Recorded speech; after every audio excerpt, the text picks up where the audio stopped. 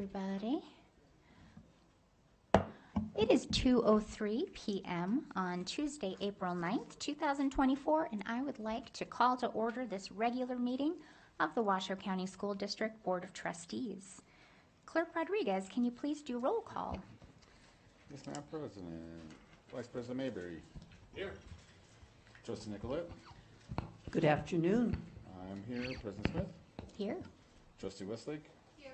Trustee Woodley. Here. Trustee Church. Here. And our student representative. Here. So, Madam President, we have a quorum. And welcome to our student representative. It is so nice to see you here today, Arabelle. Yes. Okay, so we teach our children, and you may also have been taught this when you were a child, to look for the helpers. Has anyone ever taught you that, or have you heard that? You look for the helpers. You look for the people who are there and smiling and making life easier or better. And even though you're with them, you may not know who they are, but they make a big impact on our day. And so the person that I'm going to invite to do the pledge is a district staff member of 18 years. She has worked at multiple schools before coming to the main office, including Glen Duncan, Robert Mitchell, and Desert Skies. And when you all walk through our main doors, you are greeted with a smile, you are greeted with assistance, you are greeted with a connection to any number of the things that you may need at that moment. And the person who greets you with a smile and help every single time is Ms. Judith Harrington. So would you mind, Ms. Harrington, in leading us in the Pledge of Allegiance?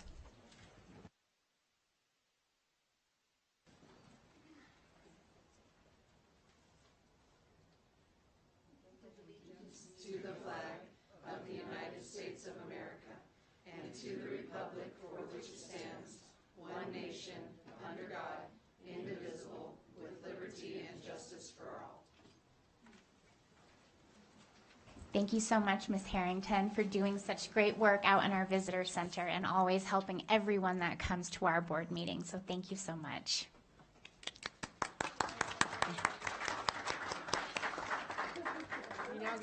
Yes, and Ms. Harrington had no idea we were going to do this, which is what makes it half the fun. Now she has to go back out there and greet everybody. All right, everyone. That closes item 1.03, and we'll go on to 1.04, our land acknowledgement. Every community owes its existence and vitality to generations from around the world who contributed their hopes, dreams, and energy to making the history that led to this moment. Some were brought here against their will. Some were drawn to leave their distant homes in the hope of a better life. And some have lived on this land for more generations than can be counted. Truth and acknowledgement are critical to building mutual respect and connection across all barriers of heritage and difference. We begin this effort to acknowledge what has been buried by honoring the truth. We acknowledge that some of our educational structures are situated in the traditional homelands of the Washoe, Numu, Northern Paiute, Niwi, Western Shoshone, and Nuwu, Southern Paiute peoples. We pay respect to their elders, past and present. These lands continue to be a gathering place for Indigenous peoples, and we recognize their deep connections to these places. We extend our appreciation for the opportunity to live and learn in their territory. Thank you. So with the closing of 1.04, we now close all of Section 1, and we move on now to Section 2, our consent agenda items. Prior to this meeting, I had a request from Trustee Church to pull items 2.19, 2.21, and 2.22. I'll circle back on those in a moment, but did anyone else have any other items that they were interested in pulling? Okay, seeing none, we will go ahead and we will pull item 2.19, 2.21, but since 2.22 has already been heard once before, that's the change on Board Policy 4110. Trustee Church, do you have a second on that? Haven't asked for one, I didn't know. That's been our board policy for almost a couple years. I might dispute that, but at any rate, I don't have a second. I'm 100% sure that if an item's already been heard once before, it can definitely be pulled. You just need a second to pull it. Okay.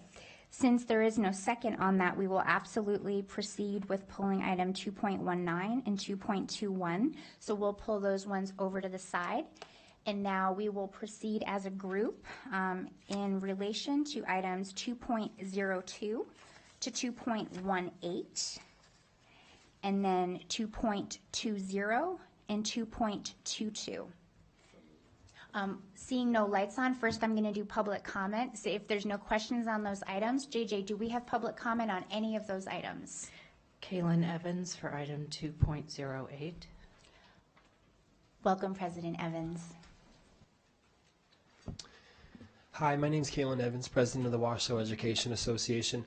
I just wanted to take a minute to kind of reflect and highlight this particular item in the agreement that was reached between the WA and the Washoe County School District. As many of you know, last year we engaged in a historic agreement around the use of salary savings from the district to support current staff.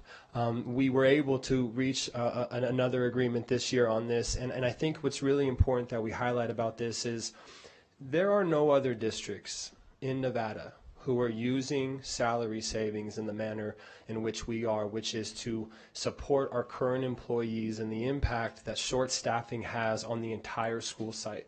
I do a lot of work and talk a lot with folks at the national level too, different presidents of associations across the country, and all of them are being impacted by short staffing, right? Like that's a national issue. But we've talked about this sort of agreement that we've been able to come up with at the district level, at our level, and none of them have this. And so I don't want to say that nobody's doing this, but I can be very certain that we are absolutely, trendsetting in this arena with how we're using these savings to support our current staff. And it's bigger than just the monetary value of these things. This is how we show our folks that we appreciate them and that we're going to do everything we can, and that's what builds culture. And employee engagement and employee buy-in to an organization is built off of culture, not the other way around. And so I do also want to make sure that I give a big thank you to Mark Mathers and Jeff Bozzo in the business office, all of the folks in there, because it's easy for us to say, hey, let's do this, but then we have to figure out how to make it work and how we're going to implement it. And it's a tremendous amount of work for their department. The collaboration with that team really showed that there was a shared effort and vision on how we need to go about doing this. And then, a shout out to my executive director, Summer Kay. She worked closely with Mr. Pick on the back end and making sure that the language was there. And so it really was a shared and collaborative effort. And I just wanted to thank all of you for you guys making this a priority and continuing on in this way. So thank you very much. Thank you. Colby Reardon for consent agenda item 2.20. Welcome, President Reardon. Good afternoon, everyone. I'm Colby Reardon, president of Washoe School Principals Association.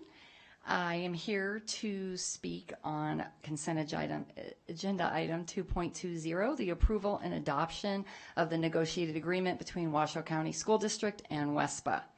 Over the last 11 months, our negotiations team has worked alongside the district's negotiation team to develop an agreement that addresses the needs and concerns of our administrators. This collective bargaining agreement reflects an effort aimed at fostering a supportive working environment for all of our administrators. As the president, I endorse the proposed CBA and I urge you to approve this today as well. By doing so, you will demonstrate your commitment to our administrators.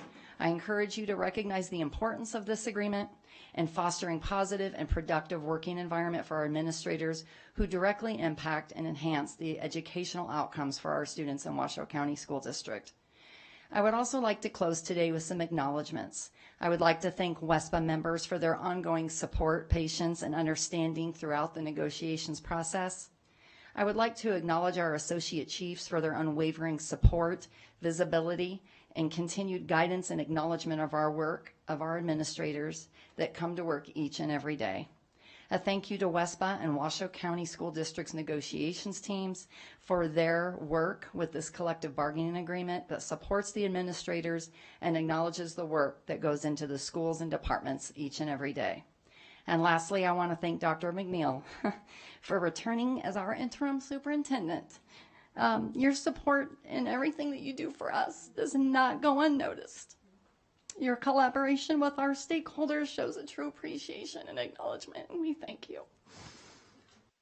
Sorry. Don't be sorry. Don't be sorry. Thank you so much, President Reardon. The board received an email from Kristen DeHaan related to consent agenda item 2.20.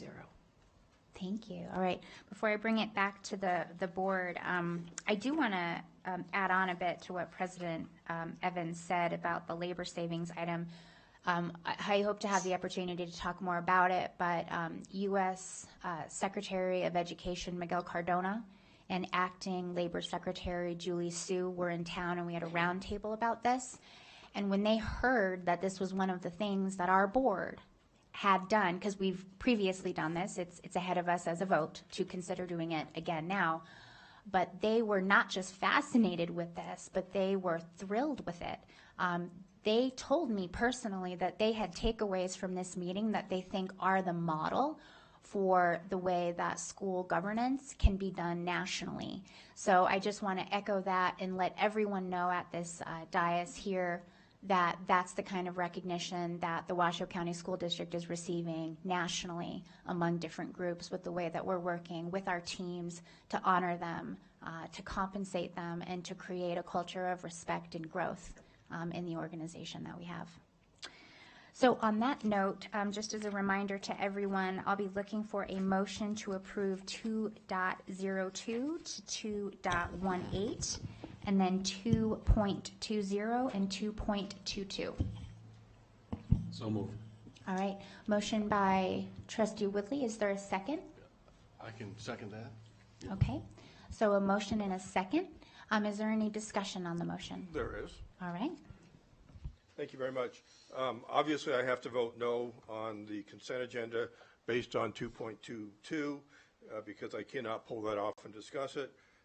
Basically, what that does is each of us represents about 100,000 people within the district, and by allowing a trustee to represent those 100,000 people, it allows that trustee to act in his or her best interests and thoughts for pulling an agenda item to discuss specifically the appointment of a leadership. This is just a top-tier leadership position in a public forum, and then for a public vote.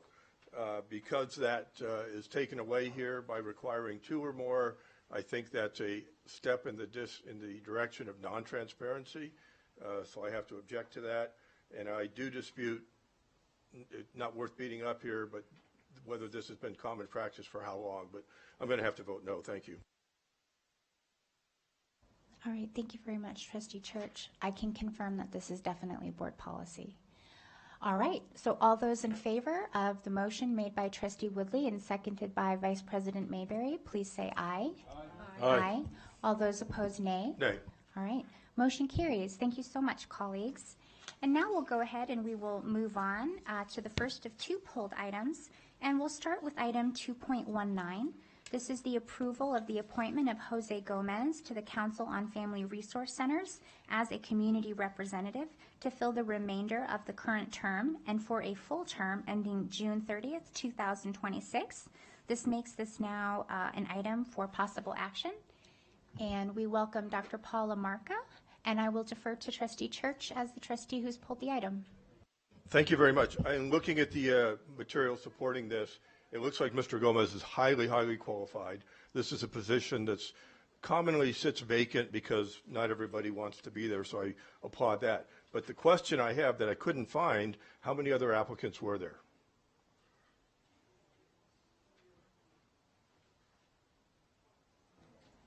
There was one applicant, Mr. Gomez. Mr. Gomez. Okay, that changes everything. Then the other question, in looking at the application, it says page 1 of 3, page 2 of 3, and then I don't find page 3 of 3. Can you explain that of its application? I cannot explain that. I don't know if Ms. Batchelder can. It's probably redacted information that's not relevant. I believe the page you're referring to, it just has some notes on it. There's nothing from the applicant on it. It's just part of the form. Okay. It's part of the form, and I think it now and in the future should be on, I mean, it's page 3 of 3. It should be on there. But I will point out, just so the public and the board members know, it states on page 3 of 3, quote, applications for committees of the district are public documents, period, end quote, as well as many other paragraphs that deal with that. And I think the public has a right to know that. But with that, I'll approve that motion, or I'll not object to Mr. Gomez. Thank you. JJ, do we have any public comment on this? We do not. Fantastic. All right. Well, then I will be looking for a motion to approve item 2.19. So moved. Second. All right. We have a motion by Trustee Church, a second by Trustee Woodley. Seeing no lights on for discussion on the motion, all those in favor, please say aye. Aye. Aye. All those opposed, nay. All right. Motion carries, team. Now, let's move on to item 2.21. This is the approval by the Board of Trustees to provide authority to the Board President and Vice President to negotiate the employment agreement between the Board of Trustees and the new incoming Superintendent of Schools for the Washoe County School District, and to retain Platt Law Group to assist them in the negotiations and drafting of the employment agreement between the Board of Trustees and the new incoming superintendent. This is now an item for possible action. And I will again defer to Trustee Church as the trustee who's pulled the item. Thank you very much.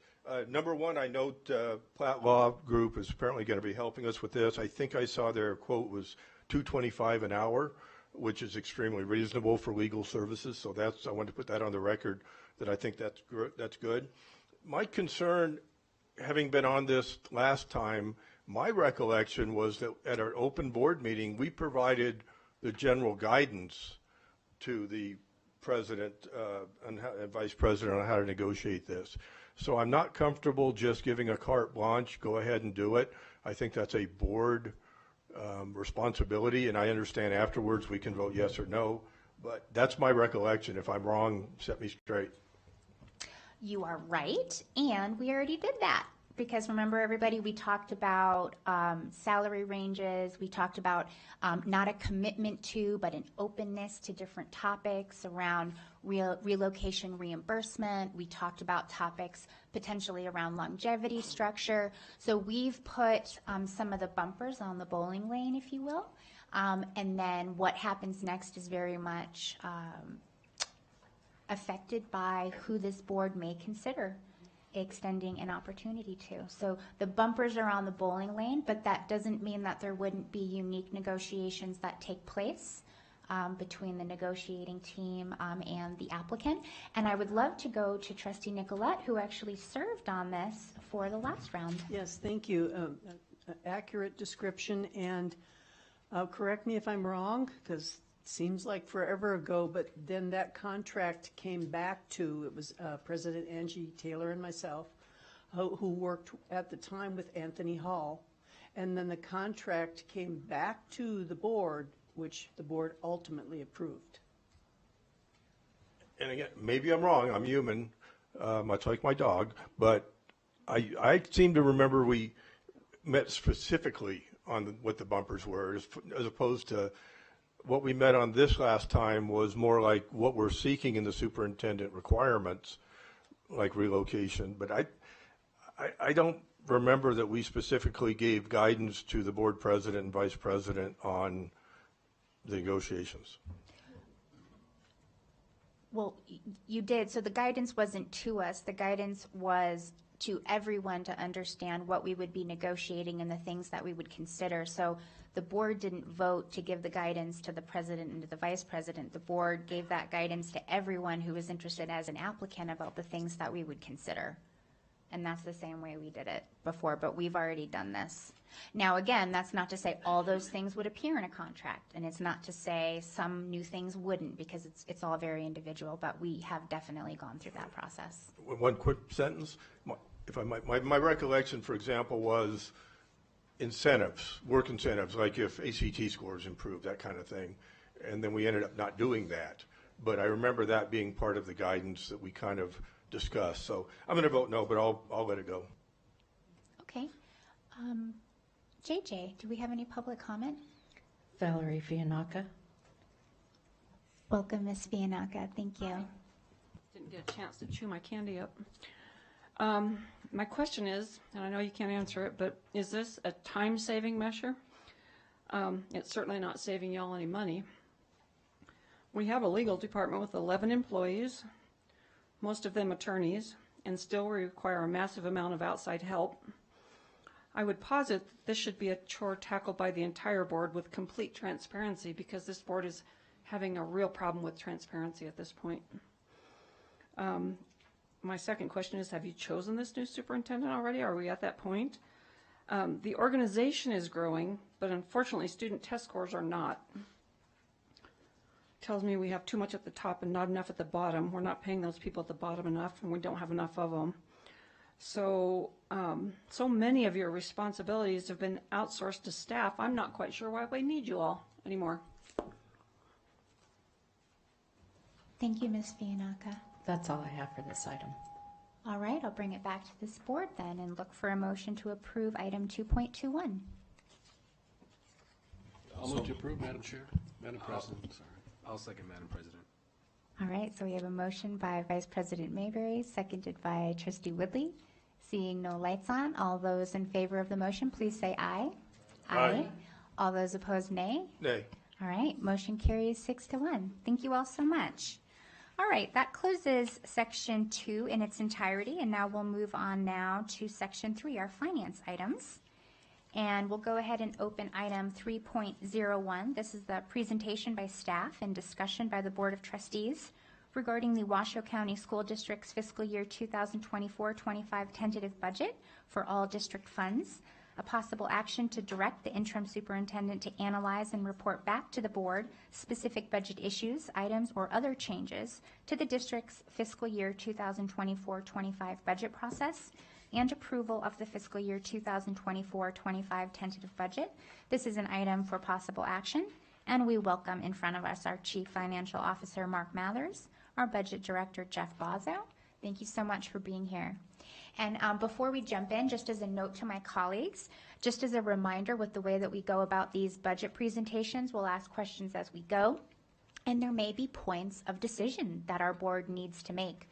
So we would make individual decisions if we are called to and if someone would like to do that. So we will make individual specific decisions if that is the pleasure of the board. And then at the very end, there will be a blanket motion potentially to adopt all of the changes and decisions that are made, and then to send back the budget for its continued work. So this is no different than every other time. I just want to call out that there would be interim decisions. Now we'll have those discussions, we'll have the conversation, we will do public comment, and then we would come back and potentially make any of those individual decisions before a blanket motion at the end. Okay. I'm getting nods, so everyone is good, so take it away. All right, thank you, Madam President and trustees. Today's board meeting is a really key board meeting in the budget process because, as you know, our tentative budget is required by law to be submitted to the State Department of Taxation by April 15th. So ultimately, we are looking for your approval of the tentative budget that would include any of the changes that we'll be discussing, or any changes perhaps that you have in addition to those. Again, so we start with acknowledgement of our promise, our WCSD promise, that we will know every student by name, strength, and need. And as we've talked before, the budget document is an expression of the priorities to support our students and families and communities. So that's always top of mind for us. So today, in terms of the agenda, thanks to the work that's been done by staff and the deliberations and decisions by the board in January, February, and March, we're really 98 to 99% of the way there in terms of having a finalized budget. So we appreciate all of the hard work the board has done. Our intention in item 1 will, and then also in item 3, notably, will be to get resolution on that final 1 to 2% for the tentative budget. So Jeff will lead it in a discussion of item number 1, which is a resolution to the preliminary deficit that we had reported to you of $1.7 million. So You'll remember we have a board policy that requires a structurally balanced budget, so we need to cover that shortfall of $1.7 million, and Jeff will walk you through those calculations. And then board policy also requires your review of any reorganizations of offices in the district and position changes. And so we will go through, Jeff will go through in agenda item number 2, several reorganizations that have been proposed. Then in item 3, I will go over 3 board requests that have come up over the last several months. We'll cover those, and we'll provide options to you to resolve, kind of your request in those 3 areas. I'll also cover item 4, which is really just a summary of where the tentative budget stands, looking at it from a number of different angles. There's really no decisions in agenda item number 4, just, again, reporting back to you kind of how the budget looks. And then in item number 5, we do have a number of funds, more than 80 in addition to the general fund, where we need decisions, and Jeff will walk you through each of the fund types and any notable changes to the budgets for those other funds. So a lot in front of us. We'll try to go through this efficiently for you, and with that, I'll turn it over to Jeff. Thanks, Mark. So as Mark mentioned, we came to you in February with a $1.7 million preliminary general fund budget deficit. So here are the resolutions to resolving that deficit. The first section here is critical need cost increases. We've had, over the last couple of years, increased student athletic travel cost for state championship and playoffs, and also official fee increases. So that was a critical need we needed to add into the budget. We also had a board request to provide transportation to innovations, which we'll go over in more detail on a later slide, but that would be fully offset by reducing one of the superintendent's operating budgets. And then also there was a need to increase the board's budget for organization and committee travel, which will also be offset by the the superintendent's budget. So the total critical needs and cost increases in addition to the 1.7 million is just over 200,000. In order to offset that deficit, we have a couple of reorganizations and position changes in curriculum and instruction and school police. Again, I'll go over that shortly on a later slide. We also were able to shift bilingual clerical aides at the school site over to EL weighted funding, as that's an acceptable use of weighted funding. We rebased the communications and assessment budgets down to historical spending levels, so that aligns more with their spending and allows us to have a budget reduction to offset this deficit. There are also various minor budget rebasings to other departments as well. And then the other changes were we had outside attorney fees for negotiations in the current fiscal year. We've wrapped up nearly all those negotiations, so we shouldn't need that budget for next year. And then also minor weighted funding increase.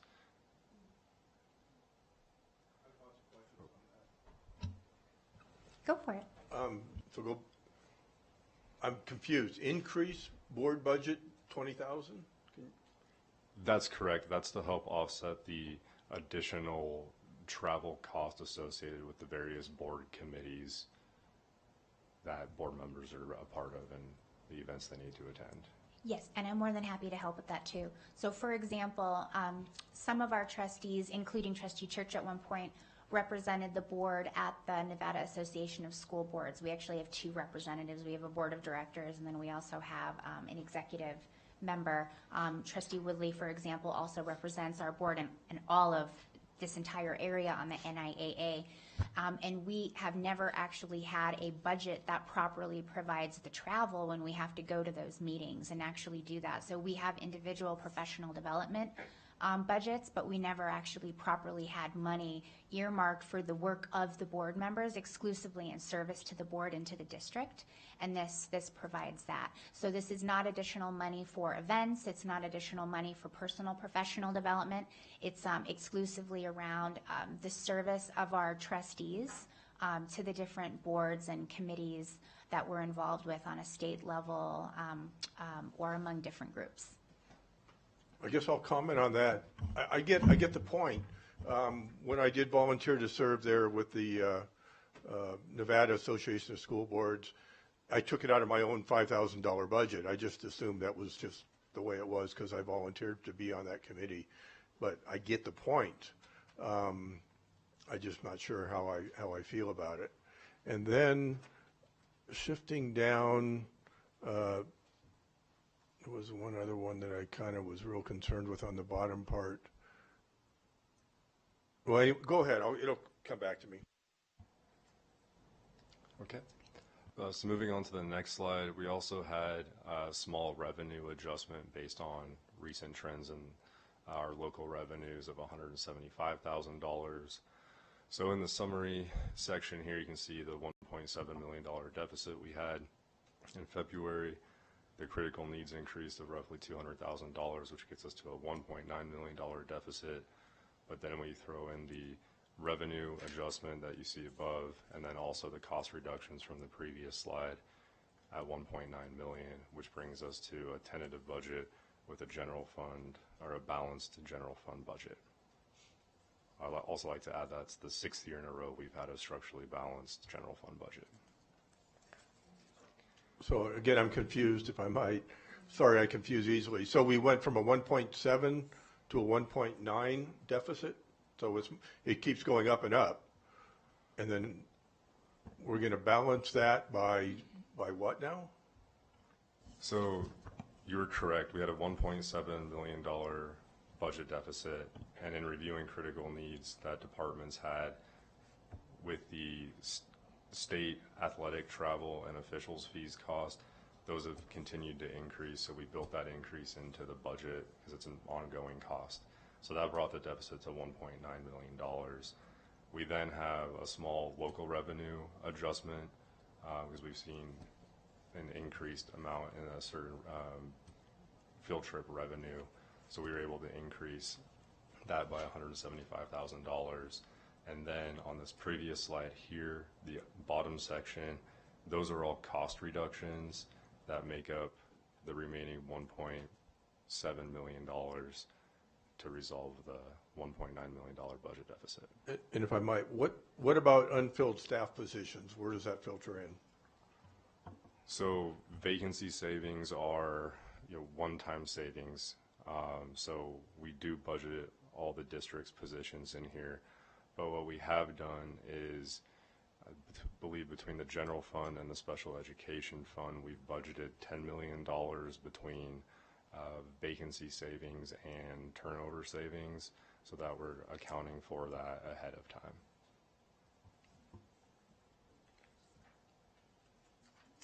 Okay, so moving on to the next slide, here's just a high-level overview of the general fund budget. Again, you can see that we have a balanced general fund budget. The $62.7 million in fund balance in the tentative budget column is representative of 9.8% fund balance. Again, our target is 12%. If we were to try to get to 12%, we would need to increase fund balance by $13.8 million. So just putting that in perspective. We also have some general fund budget metrics. So again, we're below our target fund balance of 12%, but we're also below the maximum ending fund balance in state law. Anything above 16.6% can be swept by the state. We've funded our contingency account to the full 1% this year. It's at $6.3 million.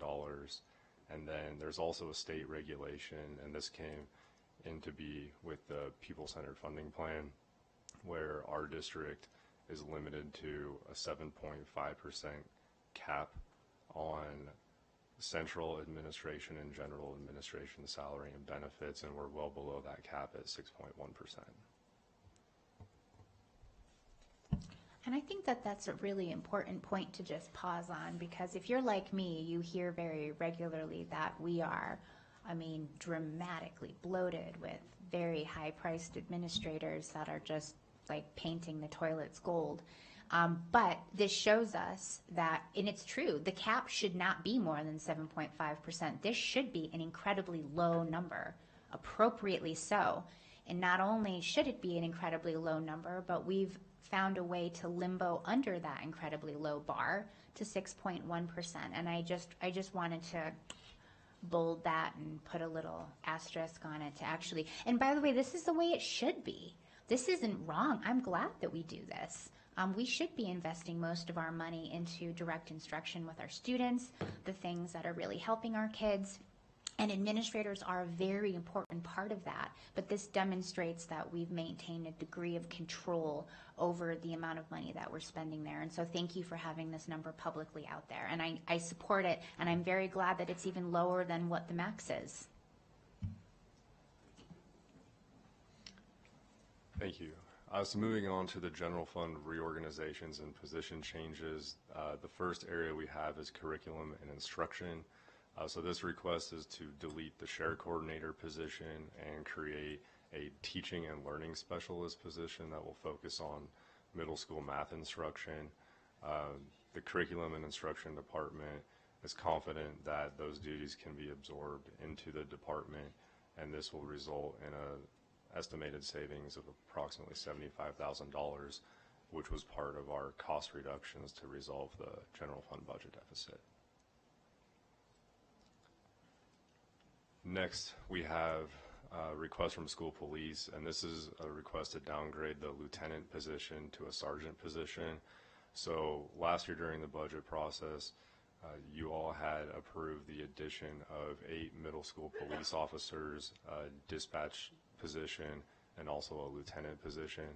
That lieutenant position hadn't been posted or filled yet, and with our new chief coming in and reviewing it, he believes that it's better to have a sergeant position to help with a more equal distribution of supervision and span of control among the sergeants. There's a minor savings of just over $12,000, and that was also applied to resolve the general fund budget deficit. I'll hand it back to Mark to talk about the board requests. Okay, so we had 3 issues that the board had brought forward before, where staff had promised to develop options and bring those options and information back to you. The first one we've talked a little bit about was to provide transportation to students at Innovations High School. I think we heard loud and clear that this was an important equity issue. So we worked with Mr. Scott Lee and Adam Searcy to quantify the impact to provide that transportation. They've indicated they would need 3 new bus drivers. So again, the plan would be for students to go to their zone school and then a bus to pick them up at their zone school to take them to Innovations High School. Our solution to this, in consultation with our interim superintendent, is to reduce the superintendent's budget. We had increased the superintendent's budget several years ago to provide funding for assessments of departments and other kind of discretionary items. And again, in discussing this with Dr. McNeil, she felt confident that we could downsize or right-size that budget by $150,000 to cover this. So this is a net zero, cost-neutral solution that we're bringing forward to you to provide, again, transportation to those students at Innovations High School where there are absenteeism issues, and those students may not have the transportation provided by the family to get to that high school. So again, net impact of $0. And we're going to stay on that because there's a trustee that I'd like to recognize. So just for everybody's information, all of us trustees, we all represent schools. That doesn't mean those are the only schools we serve, and I'll come back to that in a moment. But Innovations is a truly unique school, and I am honored to be one of the trustees that directly supports them, in addition to Trustee Nicolette. But by no means does that mean that we are the only trustees that visit these schools and champion these schools. And the reason why I bring this up is because I would like to personally and publicly thank Trustee Colleen Westlake for taking up the advocacy on this item, for visiting this school, taking this school into her heart, and then championing this request for these students. And so, Trustee Westlake, I'd like to turn to you. I'm already crying, so I just really want to say thank you. And thank you, Dr. McNeil, Superintendent McNeil, because not everyone has a generous heart, and it's when you get something, you just hang on to it, and you just put blinders on to the needs of our fellow humans and other people that we are in this community with. And I really appreciate your generosity to see the need and that their need was more, and the sacrifice, because I'm sure there's going to be things that you're going to have to cut back, and I really appreciate it. And I know the kids there are going to appreciate it, and the parents there are going to appreciate it. And I just want to thank the team for making it happen cost-wise. Thank you very much. And folks, this is how we do it here in the Washoe County School District on our board. Thank you so much, Trustee Westlake. I have a question on that one. Mm-hmm. How many kids are we going to be transporting, roughly? I'm hoping to call a friend here with Scott Lee. You get 2 of those.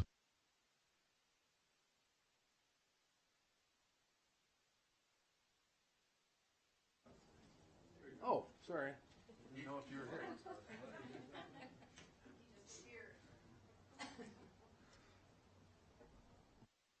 Yeah, I'm on. Thanks. Scott Lee, Director of Transportation, for the record. We'll be transporting, there'll be roughly 80 students within the transportation zone. There's about 150 students in the school. So within 3 miles of the school, there are about 45 or so students. Wonderful. Yeah, I visited a number of times, and I'd like to actually see that school expand a little bit. But yeah, thank you very much.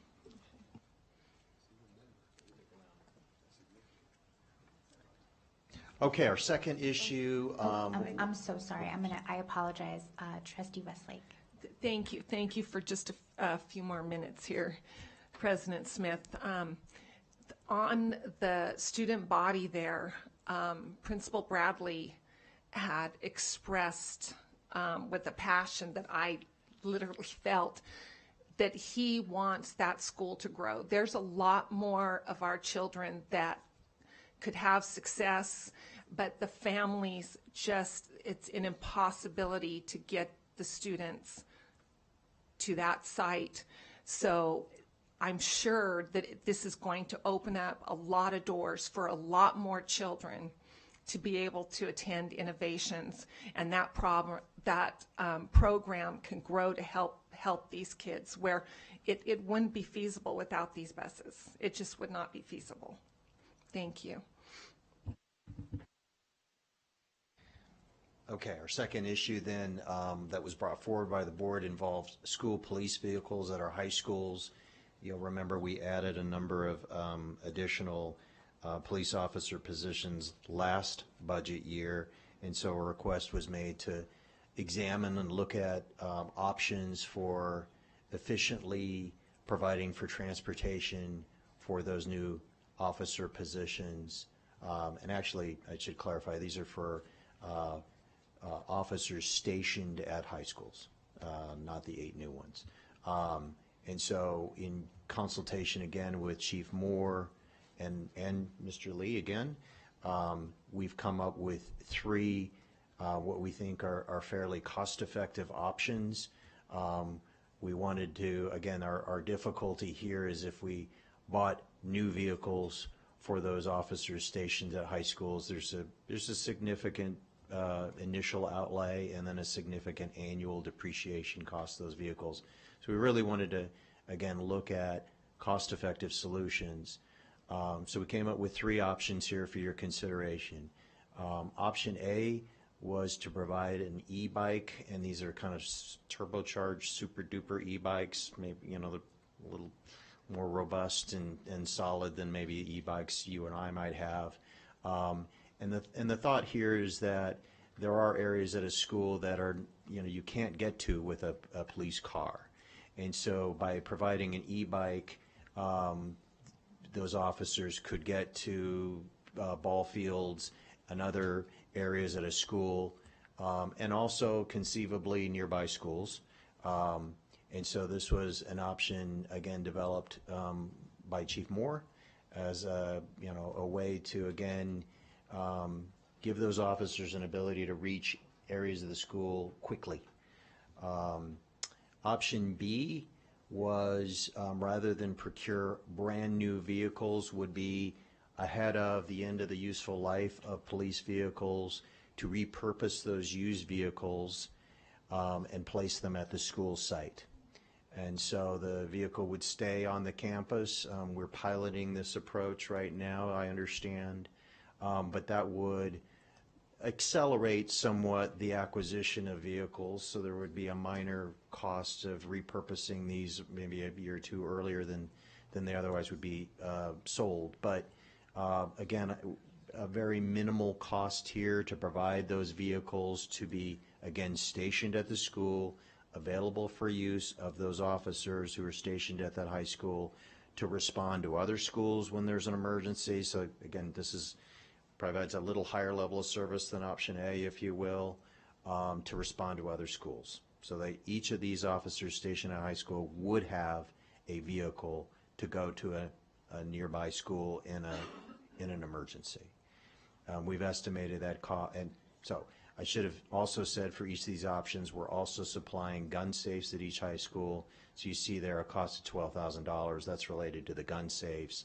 We really, other than minor maintenance costs and fueling costs, there really is no cost to repurpose those used vehicles under option B. And then option C is a hybrid program. Again, this was developed in consultation with Chief Moore, who's here to answer any questions. But for those 8 new officer positions you approved last year, we're in the process of acquiring vehicles. We could deploy them to the officers stationed at the high schools for the moment while we recruit and fill those 8 new positions. And then once those positions are filled, again, we provide an e-bike. So kind of a midway solution, if you will, between options A and B.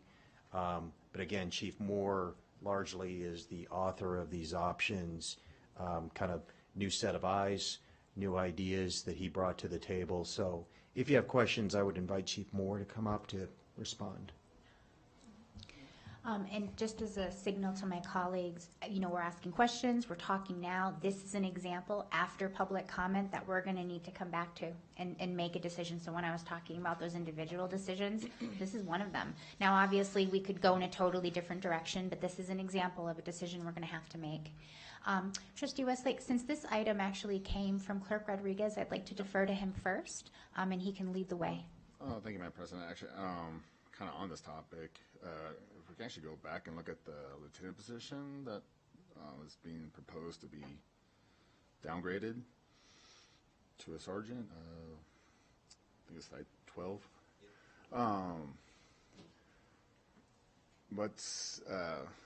So my understanding with our police department, it's about 47 sworn, fully staffed, and roughly about 60-ish for total staff.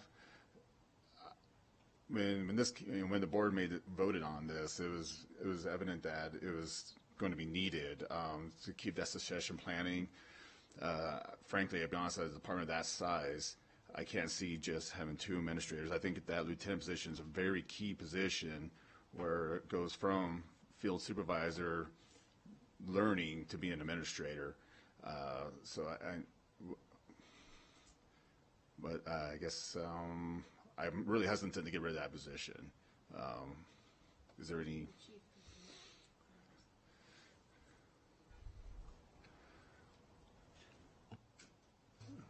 Sorry, Chief Moore, Washington School Police for the record. President Smith, Superintendent McNeil, and trustees, I appreciate your concerns there, Trustee Rodriguez. Coming in, I'm still in that analytical phase as your Chief of Police, trying to make sure that we're applying these resources in an effective way. One thing I completely agree with is providing that school police officer coverage in the middle school areas. One concern that I had was that position was that span of control. I know a lieutenant makes an administrative position. There are other options. Trust me, we're looking at all options we can here. What I'm trying to do is fill the immediate need. that supervisor ratio in public safety, an ideal model is 5 to 7. Some agencies are 4 to 6. We're pushing that threshold right now in our current staffing model. And I apologize, I left it at my desk. I can bring copies for you on these proposed models or email them to JJ. But 8 positions would require a supervisor in the field. That's my primary concern. The sergeants in their current existing model are sitting at a ratio of 10, some 12, 14, depends on what duties you take, but realigning that structure. So I certainly agree. Yes, we need patrol officers in middle school. Some of these middle schools have higher enrollment numbers than some high school campuses we do. We can pull crime stats and substantiate those causes. But I certainly believe that, yes, we do need to create a higher administrative structure. But the immediate need is to get the field supervisory positions filled. And I have an ideal model that I will address to this board as we continue through in budget planning for the next one, but I get it, and I'm definitely here for your questions. No, so with that being said, now, because I do work in this career field, and you're not wrong, like having X amount of officers, a sergeant, for 10 or 12 officers, that is preposterous, really. So can we explore looking at maybe, instead of getting rid, taking the easy answer in my opinion, and getting rid of the lieutenant position, how about we make one of those officer positions a sergeant then?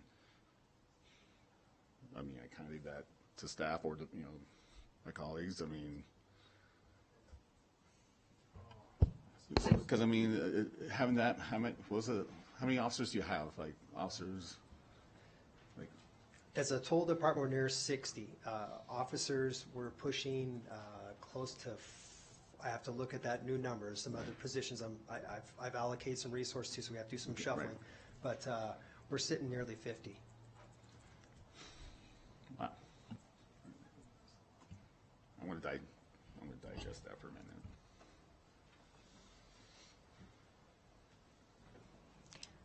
We'll keep you up here, Chief Moore, in case there's more questions. Yeah, but first I'm going to go to Trustee Westlake, and then I'll go to Trustee Church. Thank you.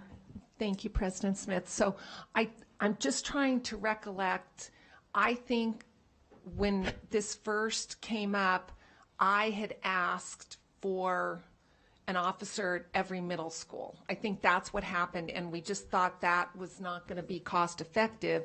And so I was going down in flames with it, but then Trustee Rodriguez said, well, let's hire 8 and then have them placed where, is that the right recollection? Placed in a position where it's needed. So honestly, if we need the lieutenant position, I mean, it was kind of where the need, it was phrased where the need was the greatest. So I wanted to remind everybody about that. And then I just wanted to say that I like that hybrid, because not every location is going to need the same specific tools. Every location could be different. And with the hybrid, maybe a car would be a better thing to place at the school, and maybe at another location, the e-bikes.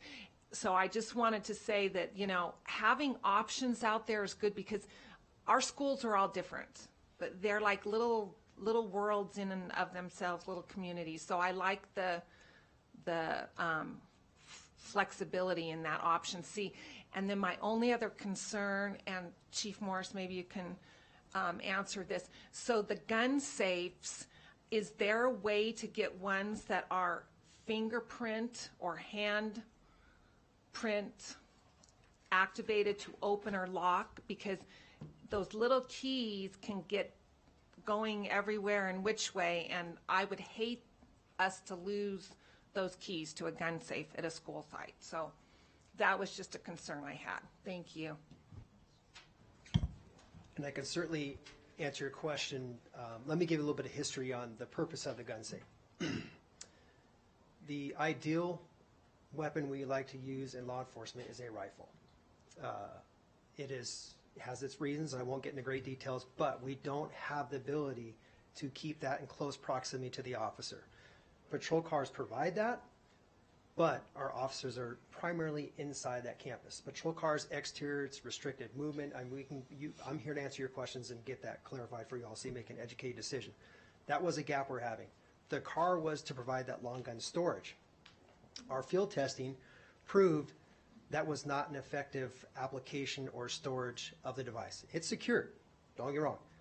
Going back to your safe, yes, we do have, those will be secured, bolted to the floor. They will not be, I mean, I'm sure any way can find a way out, but they can take ATM machines. It will be secured, bolted to the floor. It will have a multiple levels of security in it. We can go with the key code system. We can go with the fingerprint system. I still caution, electronics sometimes fails. They will have a keyed system. We will definitely do our security and policies, procedures for those keys, who's owning those, but we'll, yes, that's, we will have all those security measures in place. Trustee Church. Without going into detail, I support the idea of gun safes, Chief Moore. The other thing, I have two concerns. Number one, I don't think we should be micromanaging. How many cars, whatever. I'd prefer just to say, look, here's your budget, live with it. It's up to you. We trust your judgment. That's why we hired you.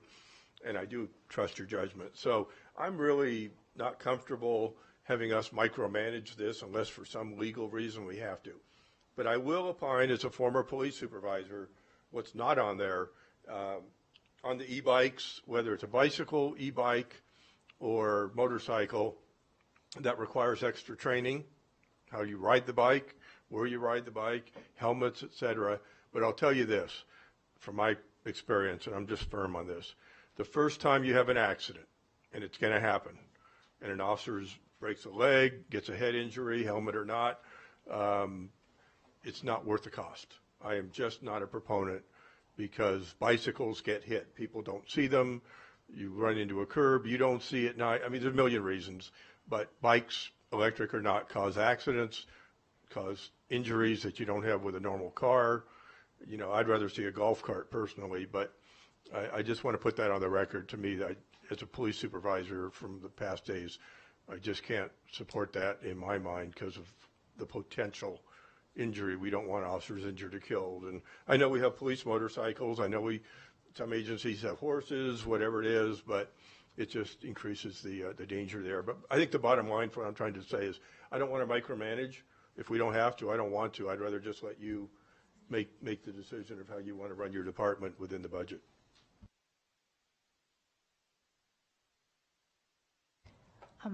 Before we move on from this, Clerk Rodriguez, did you have any more questions or thoughts? Because I want to make sure we stay on this, we ask the questions so that when we can come back after public comment, we can consider items. Yeah, no, I'm good for now. We can continue on and just we'll be thinking in my head a little bit. Thank you. Okay, I have a question before you run away. I don't do this line of work, so I am very interested in the experience of our chief and then of our board members that have experience with this. I know you came up with all three. Which one do you want the most? I would probably go with the recommendation of option C. Reason being is we can repurpose these vehicles. There are certain campuses that a patrol vehicle is very viable to response in the community, and there's some campuses where patrol car is just not effective. Some of the feedback we have gotten from these test hybrids are traffic. I can jump on my e-bike and be anywhere. All the officers currently have bikes, but as the amount of energy you exert by the time you get to the call, you're pretty exhausted. I could tell you I served on a campus in the district, and I would ride my bike all the way down to that campus, and I would stand outside the doors and catch my breath before I went in there. I was on a full-on, struggle with trying to gain control of a student. The e-bike allows us to get there quicker, in my opinion, safer, because one time I stepped off the bike being exhausted and scraped myself up. We're trying to use technology to our advantage. We're trying to think smarter, not harder. So I would support the e-bikes, the gun safes, and I want y'all to make an informed decision. The officers are in their office. They need that safe for the long gun, for the effective tool for the job. The e-bike is kept in the office. When they're called for service, they're rarely able to jump on that bike and deploy to the scene far more effective and efficient. Patrol cars, yes, we do need them. Our survey testing right now is traffic. It is a great struggle. If we were to get to this model of hybrid C where we're fully staffed, we have middle school patrol, we are going to have more of a patrol visibility on those high school campuses because those patrol options are bouncing back and forth.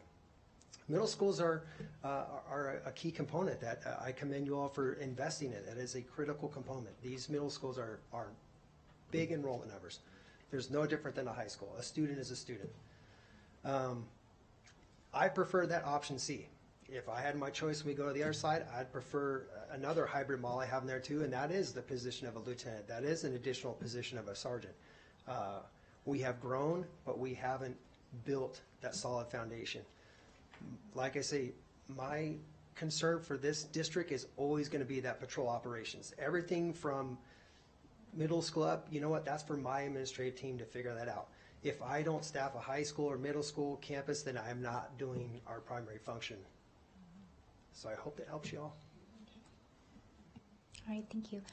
Trustee Westlake, do you have another question? And then we're going to move on to the next I section. do. Thank you, President Smith. Again, for Chief Moore, thank you. On the, I just heard you say that the officers already have bikes.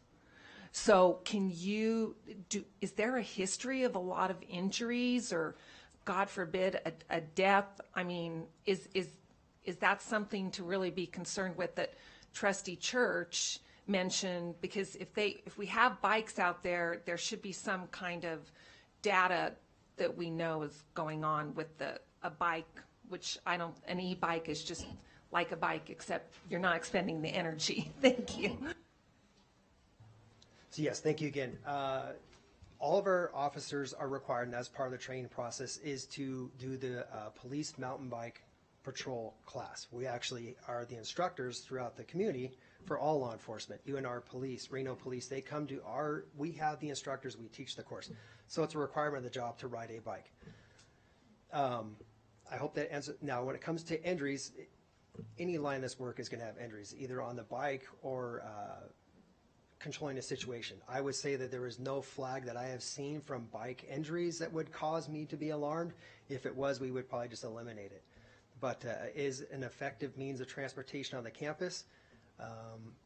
Does it put a higher risk? It most certainly does, but I don't believe we have any current data to show that is a risk or an increased cost to the district. Thank you so much, Chief Moore. Okay, our last issue that was brought up by the board concerned athletic directors, and I know there's been a fair amount of conversation back and forth between schools, our Office of Teaching, Learning, Leadership. What TLL did, what our lead associate chief did, was to reach out to schools to understand what are actually schools doing in terms of providing athletic directors at our schools. Because I think, as it turns out, there's been a fair amount of misinformation here. So hopefully this does clear it up. I hope so. So what this table shows, again, based on the research of our associate chiefs, was that for all but 4 schools, they essentially have already converted a teacher position to become a full-time athletic director. So I think you've heard complaints about athletic directors being pulled in different directions and teaching half-time and serving as athletic director half-time and how that's not viable. What the research done by TLL shows is, again, with the exception of 4 schools, those schools do have full-time athletic directors currently. So they've gone ahead and converted a certified position to be an athletic director position. You see Galena High School, their athletic director covers 2 online classes. McQueen, their athletic director, teaches 2 PE classes. Sparks High School, the athletic director teaches 3 PE classes, and then at Reno High, this does appear to be a situation where it's kind of half and half. They cover, or maybe slanted towards teaching, they cover 4 classes: English, Math, Science, and Social Studies. So those are the facts as collected by our associate chiefs about what's happening on the ground at our schools.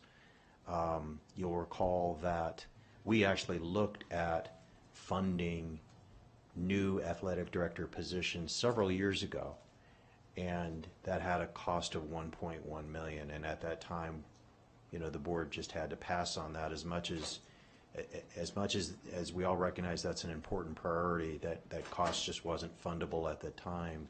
And so this appears to be how schools have kind of reacted over time to covering athletic director positions, to the point again where 7 of the 11 high schools do actually have a full-time athletic director. They just converted it from a teaching position, and it's not a separate classification of athletic director. So to clarify, we don't have that in the district, but they are performing the athletic director role at those 7 schools. So I'll stop there, and hopefully we can answer any questions you have. Thank you. As our NIAA rep, I'd like Trustee Woodley to lead us off with this, followed by Trustee Nicolette and Vice President Mayberry. Thank you. Thank you, Madam President. Mr. Mathers, I have 2 questions. First off, with regards to the 4 identified schools that have athletic directors with other responsibilities, is it safe to say that the principals of these schools are open or have the ability to change their schedule or work maybe through the next budget year or through some process to be able to join the other remaining high schools where we have all the zeros? And then my second question is, athletic director, just as the title itself, is that equivalent to a teacher? When I see the word director, I don't know, because you said that they have been, for lack of a better term, they've been replaced by a teacher's position. So I just wasn't sure if they do equate those 2 positions, because when I see the title athletic director, I don't know how that, if that is in fact one by one the same as the teacher. Is that something we should consider? Thank you. So I'm going to have our lead Associate Chief, Tiffany McMaster, come up and help explain that, how allocations are adjusted within the high school level, because I think she'll be able to kind of articulate that.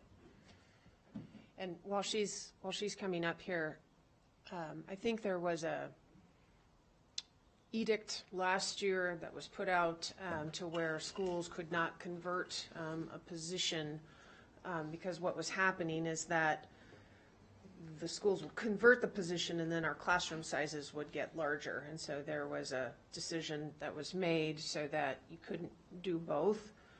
And so what we're considering is to allow the high schools to have that flexibility so that they would be able to convert that position, just knowing that their classroom sizes may, have to be adjusted as well too. Yeah. Good afternoon, Tiffany McMaster, Associate Chief for the record. If I could just have you repeat the question.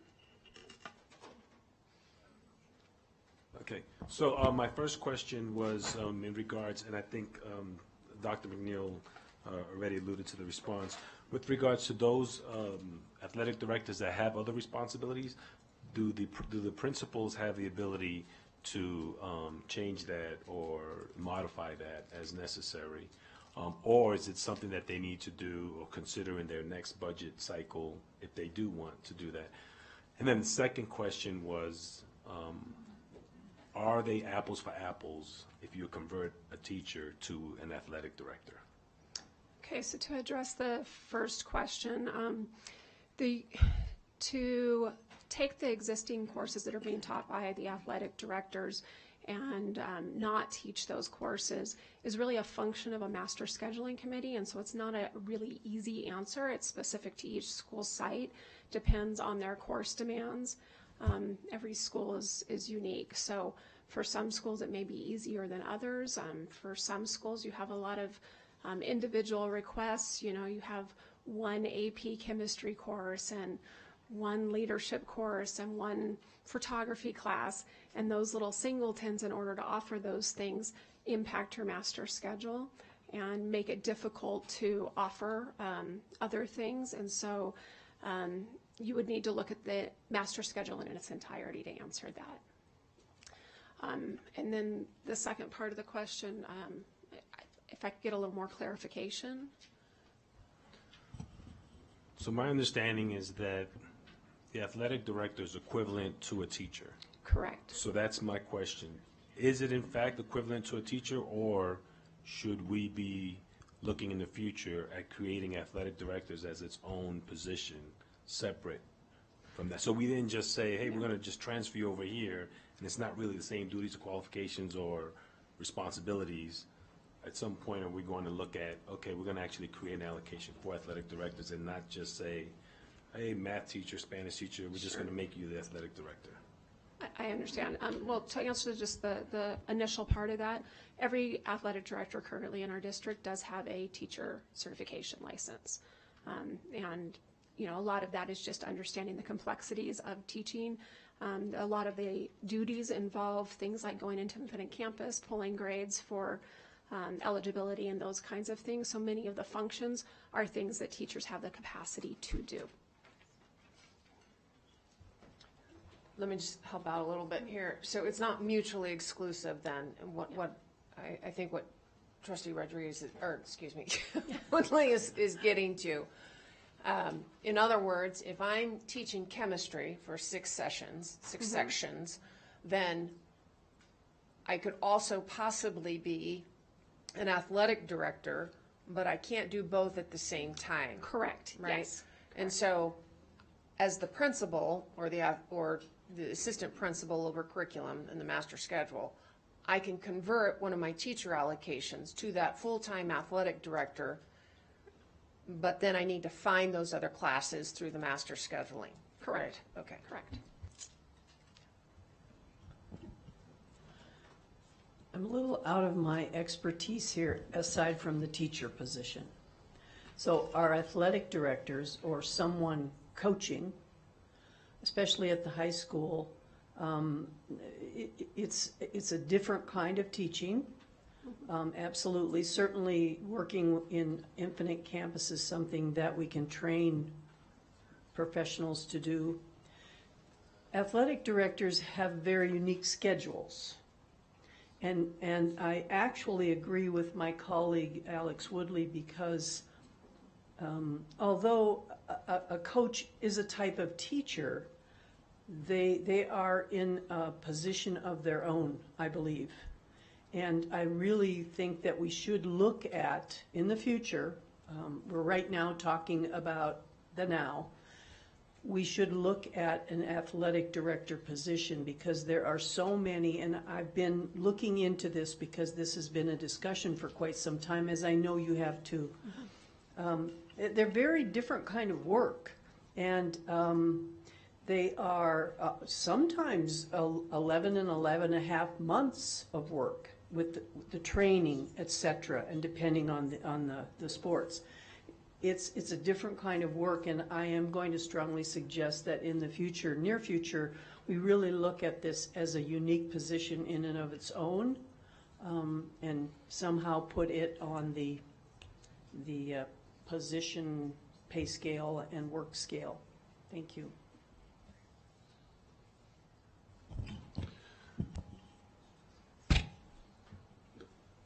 Good, thank you.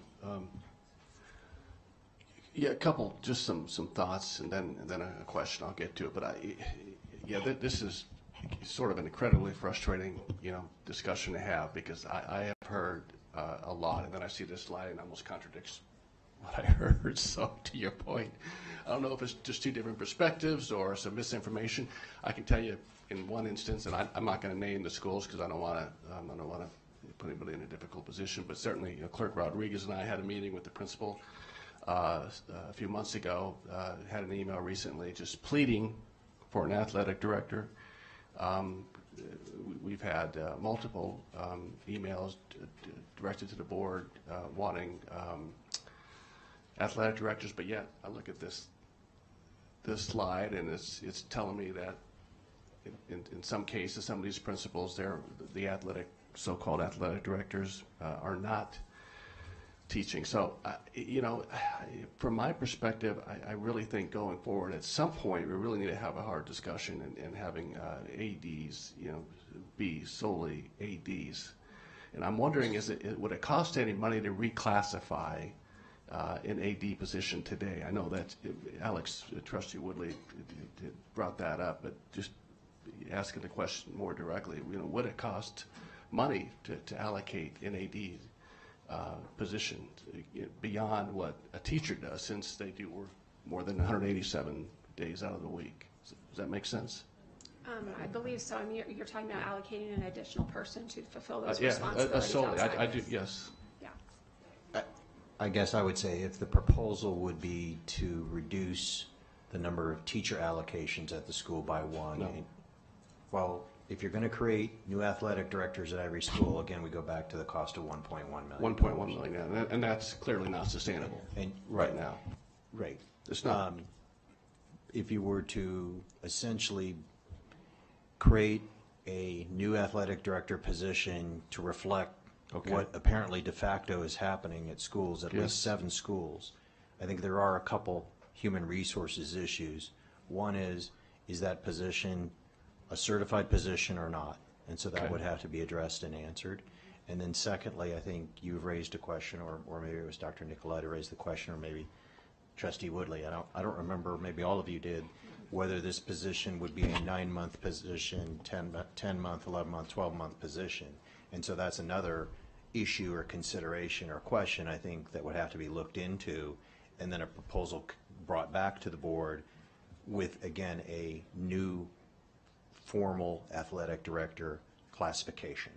So there would be, I think there would need to be work done in each of those areas to kind of address those questions and maybe survey other districts. And I've seen some surveys recently on this issue from another district, ironically. But I think if the direction of the board is to look into this and come back maybe next year with a solid proposal to settle this, I think those are some of the issues that would need to be addressed. I appreciate that. I think just from what I hear too, fundamentally, I think there's a fundamental consensus that an athletic director should be a standalone position at our high schools, particularly given that we're embracing the strategic plan and encouraging our students, on the athletic and club side and the intramural side. So I know it's a hard discussion to have, and I appreciate it. It's been on my mind, and again, I hope some of these folks that have emailed us are listening. I've had athletic directors themselves reached out. Some have suggested that we want to get rid of athletics, which is not the case at all. I understand. I appreciate the conversation. And I'll just add something, Vice President Mayberry. In the future, I think it would be really important to also have a meet and confer with our associations, because to Mr. Mather's point, we're not quite sure if this is going to be quasi-administrative, such as our deans are. Our deans are not administrators as they are in other counties. They're quasi-administrators, but they allow us to build our pipeline of administrators. So it could be a certified position, it could be an administrative position, and once we go into that realm, then we're going to be talking about CBAs, because whose unit do they belong under? And so that's something that needs to be discussed and figured out. Thank you, President Smith.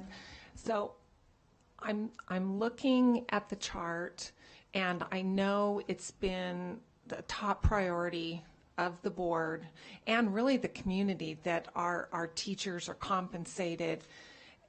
So I'm looking at this more on a compensation. So maybe if you could help me understand. So let's just take Reno High. So is there any additional compensation when they're taking on a teaching role to teach English, and then they're also having to do the duties of an athletic director? And I just want to say that the teaching probably is taking up a lot of planning for instruction, but an athletic director is really having to juggle and he's overseeing all the athletics. So if they're not being additionally compensated, can we get a price tag on what it would look like to compensate the ones that are trying to wear 2 hats and fulfill 2 positions? So I don't believe there's any provision or allowance for additional compensation for someone who's doing split duties like that. To answer that question, and again, we're deep into CBA territory now.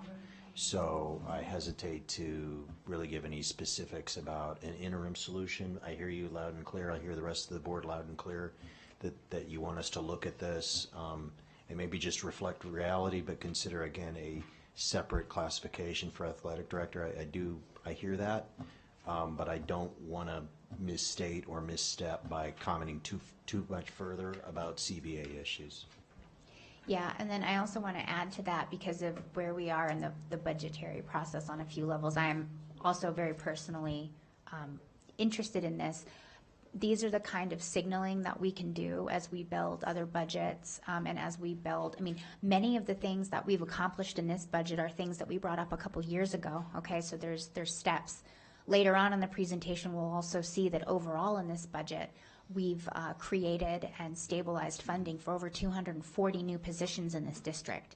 So it's a matter of, what we're able to get to in this budget, and then the things that we know we want to build towards.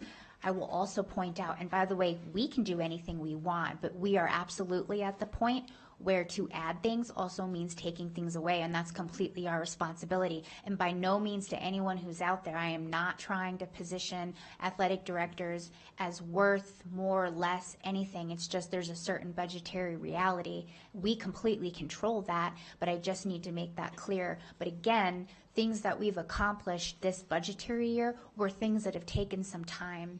And this is something that we can set some intentionality around in terms of recognizing. So I'll just put that out there. And then I'll go to Clerk Rodriguez, and then maybe we can move on to the next item. Yeah, I just want to, put out there to my colleagues, I echo. I would like to see this explored. I feel for some of these athletics directors, they're working till like 6, 7 o'clock football practice and turn around and, getting ready to teach class at, 7:30 in the morning. So it's pretty rough for some of those out there. But yeah, and thank you. I'm going off the athletic director if I can real quick. I got just one follow-up. Just quick, tight response. I know we have a lot to cover. Fingerprinting. Remember we talked about fingerprinting? Whatever happened? What was the outcome of that? I mean, that was such a low-hanging fruit item. I didn't see it. Yeah, the quick answer is I think that needs further analysis, and it didn't rise to the level of other priorities in this strategic planning budgeting process. You're killing me, Smalls. Okay. We did for some team members, right, that earn within a certain amount, or no? That was informally proposed at a prior board meeting, and it was never enacted.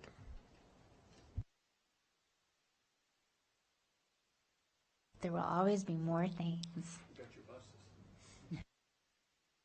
Okay, moving on to the next section. Again, these are just what we heard from the board is they would like to see some different summaries from different angles on what has been approved and what is included in the tentative budget that is before you for approval. And I thought that was a great idea. And as President Smith just indicated, what you approved was a total of a little over $25 million of additional general fund and weighted funding resources to support our students in schools, and that does equate to 242.5 positions, which is incredible. That's some huge factor over what we've ever been able to do before.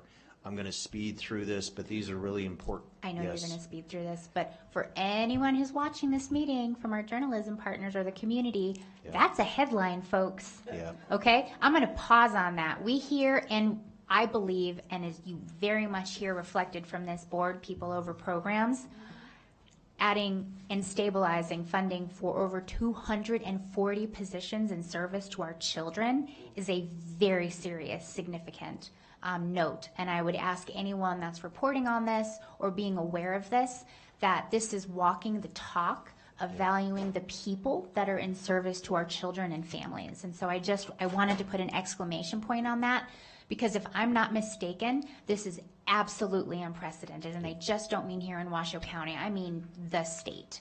So I'm really, really proud of this board and our admin team and all the staff members that made that happen. But these dollars are people in service to our children. Yep, absolutely. And so this slide just summarizes how we, again, deploy those dollars across the 5 different goals of the strategic plan. The next slide talks about, again, we talked about in January major themes, and this just shows you how that is broken out by those themes. You can see one of the themes there at the bottom was to stabilize funding. Of the 242 positions, that 107 and a half of them fall in that category. And so here's a further breakout again of those 242 and a half positions between new positions that were created, again an astounding number of 135, and then positions that would have been deleted because they were funded by ESSER or other federal programs that are ending this year, or an additional 79 positions that have been, again, cobbled together from various funding sources, and now we're stabilizing those positions so those people know they have a job from year to year. So really phenomenal change that has been made.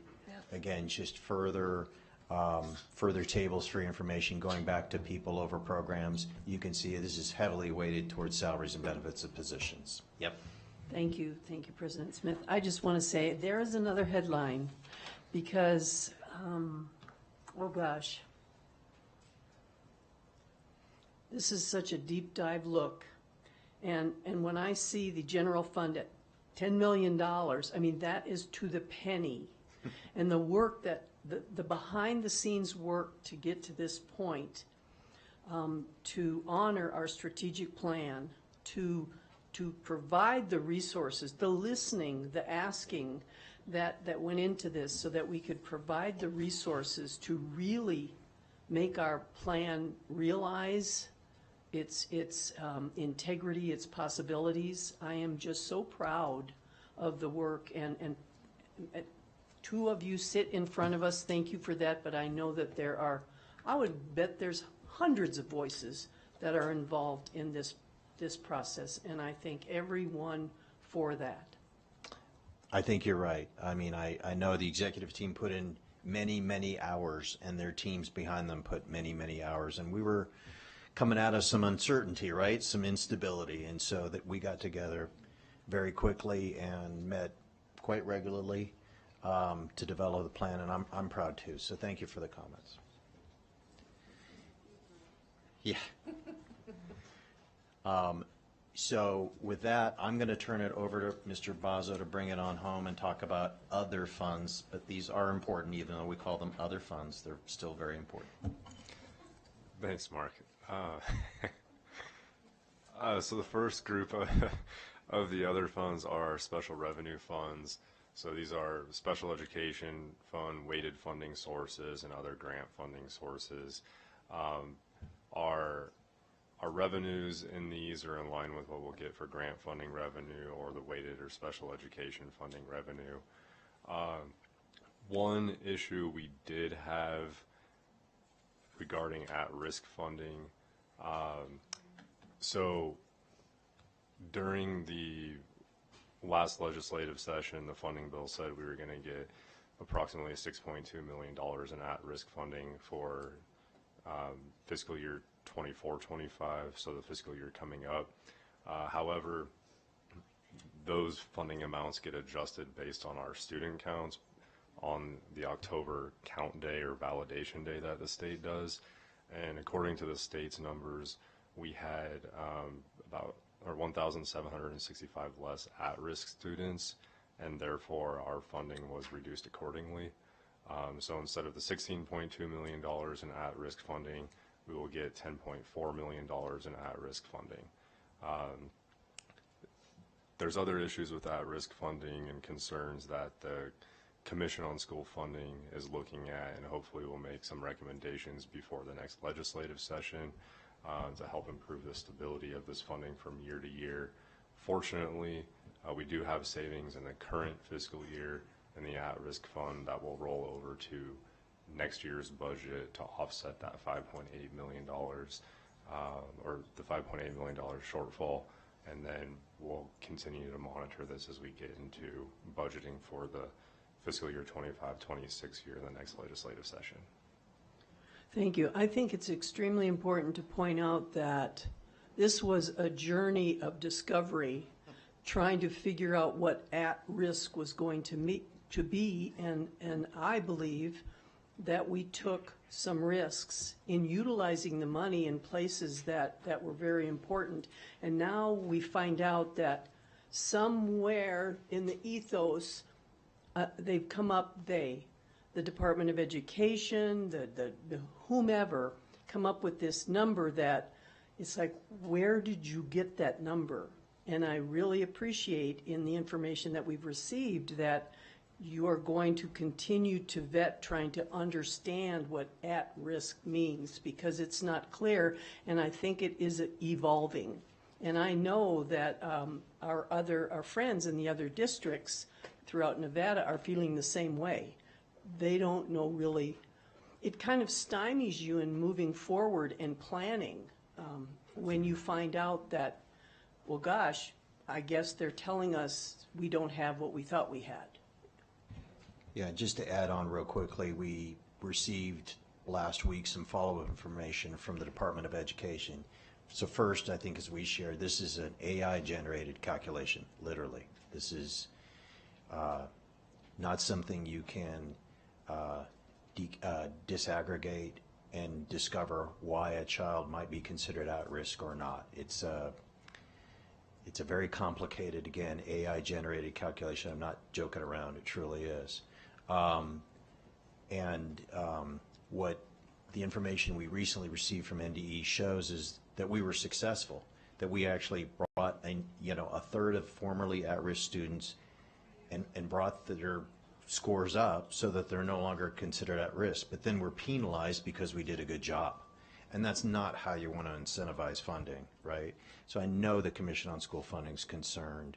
There is a consensus to strongly look at this and make recommendations to change how this funding is allocated. I'm absolutely, we may not have a consensus on a solution yet, but there's a consensus that there is a problem that needs to be fixed. Thank you, President Smith. I just want to add to that what you just said, Mr. Mathers.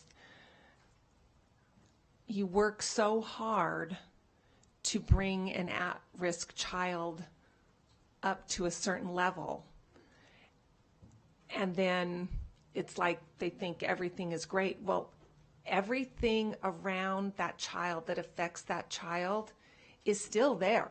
Nothing was done to improve, decrease, or increase the effects of things outside of what is going on in the classroom. So removing funding from an at-risk child just because they are starting to improve, it's to me, it's horrible, because we can't change the outside effects. So we're doing the best we can inside the classrooms, and we have to keep doing that because the things on the outside aren't changing for that child. Thank you so much for that. All right, I think we're going to continue, and then we'll finish up, and then we'll go to public comment, okay? Okay. So moving on to our internal service funds, so we have our property and casualty fund, which is our risk management program. We're anticipating between that and our workers' compensation fund about a 20% rate increase, which is consistent with what we've had over the last several years. And then our health insurance fund, we've budgeted an 8% increase to rates in that fund. There is a position request on this slide here, and this is for the property and casualty or risk management program to have an additional or one full-time clerk position to help with processing claims and other claims activity related functions in that department. When risk management moved over to the business office, there was no clerical support that was shifted over, but there was clerical support in the previous department, and the cost of that new position would be approximately $60,000. In our capital projects funds, you can see the various capital projects funds here. There are 2 new bond issuance included for next year's budget. Rollover bond at $150 million or less, and a WC1 bond issuance of $75 million or less. These are currently in the capital improvement plan, which I believe is being reviewed by the Capital Funding Protection Committee this week. So if there are any adjustments to the district's capital improvement plan, we will adjust that prior to the final budget, so any of those adjustments are completed in the final budget you'll see in May.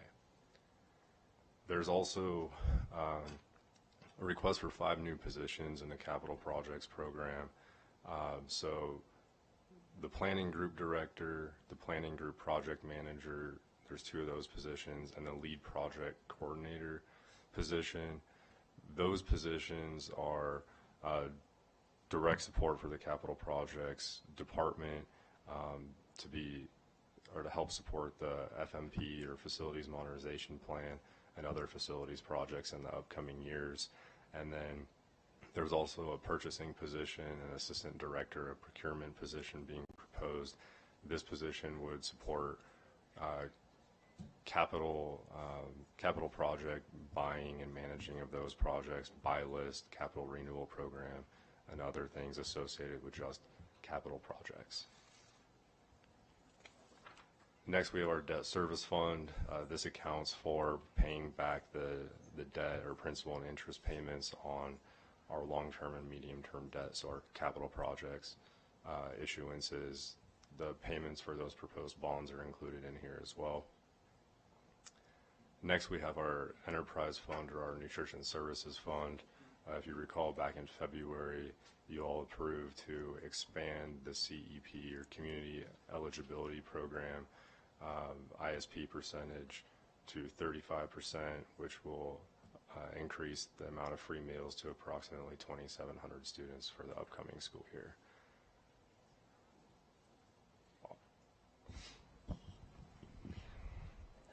Thank you. I've been wondering about the shift in the enterprise fund and from free and reduced free lunches for everyone, et cetera, and how then we shifted to trying to help more families and students. What will that mean for our nutrition services department as far as balancing having, will they have more to do, less to do? I don't know how to think about it. Yeah, really, and Mr. Searcy is here and can speak to this in more depth, but there's a serious, significant operational change to go back to meals for non-FRL students to have to pay. And so I know I've spoken to Mr. Searcy, he's all over it, but it is a significant change to start charging again for meals at the food line. There will need to be training and retraining of staff. There will need to be education to our families. Again, non-FRL students at non-CEP schools to understand you've got to pay for your kids' meals now. And so it's a huge shift. Again, Adam's all over it. We've been working with Aramark to kind of line that all out. We're meeting monthly about it. So thank you for noting it. It's a big change, and it's not talked about much, but it is a big change. Thank you, and I see someone very important in the audience who's, I'm sure, going to be all on that communication. That would be Miss Anderson. So moving on, a summary of all of our funds, including the other funds. Our total district's budget for FY25 is just short of $1.3 billion. Our FTEs, are so full-time equivalents of positions across the entire district for the upcoming school year, are just over 7,300 FTEs, and that includes all the 242 positions you approved earlier in this budget process. And then real quick, timeline and next steps. Whatever is approved today, we'll begin implementing that for the upcoming hiring period, and our next meeting to discuss the budget is on May 28th. We'll have a quick hearing on the tentative budget and then also a presentation on the final budget. All right. On that note, thank you so much for that. Let's go ahead and go to public comment, and then we'll bring it back for if there are any individual decisions, and then a blanket decision at that point. Valerie Fianaka. Welcome again, Ms. Fianaka.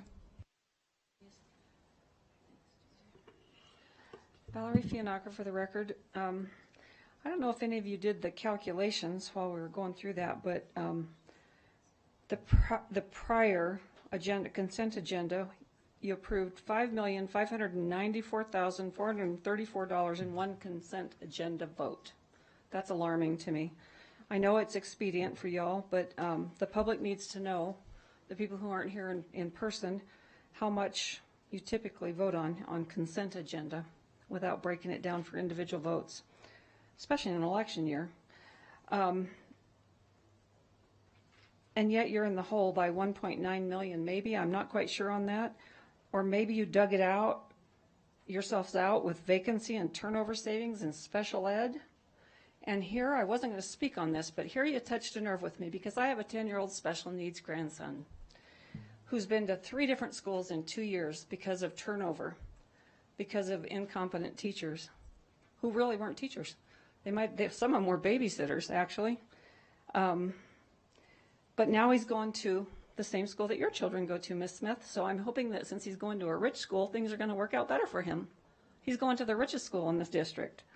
I have a real problem with that. I just wanted to point out to the public who aren't here in person how much we spend on one vote. Thank you, Ms. Fianaka. Kaylin Evans. Welcome, President Evans. Hi, thank you all so much. Kaylin Evans, President of the Washoe Education Association. Just wanted to also kind of piggyback on some of the things that were said, and first and foremost that this budget does clearly show a priority over personnel, and we thank you for that. We thank for the work of the budget office and the administrative team in really focusing on that area, and we know that that has been a major priority for this board, and that it shows. And the reason that we always preach that about the people over programs is because we know that that has the strongest and most profound impact on our students. So thank you. I just wanted to touch on the AD positions because those guys are in our unit. They are a very small, they're a small group, but they are absolutely essential for athletics at the high school level. Athletics in high school do not exist without the athletic director positions. At the bare minimum, we really need to be talking about reclassifying that allocation, because that is the truth, that there are some situations where people are coming to work at 7 o'clock in the morning to teach history, and they're there till 8 o'clock at night covering a basketball game. Without reclassifying that as well, what we're not able to do as an association in future negotiations is extend that contract, similar to what we do for our deans and our counselors, because they are coming in over the summertime, they are coming in over break to get things worked. Our athletic directors, fall sports don't happen unless they come in over the summer to get things ready. They have to be in there over covering basketball tournaments over winter break and spring break for baseball and various sports.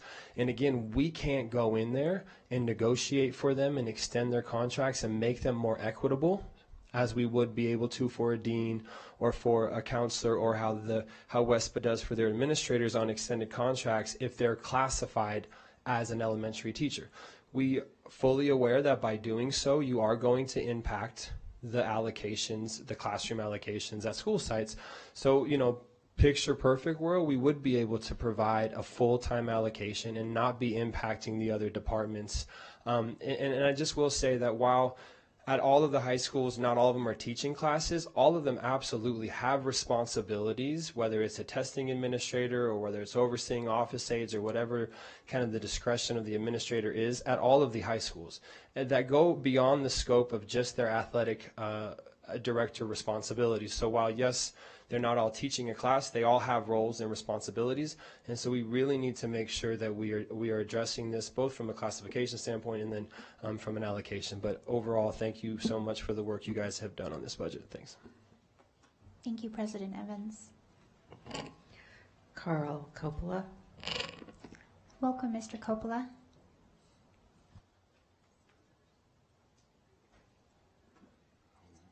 It's on. Hi, Carl Kopak from Gerlach, Nevada, for the record.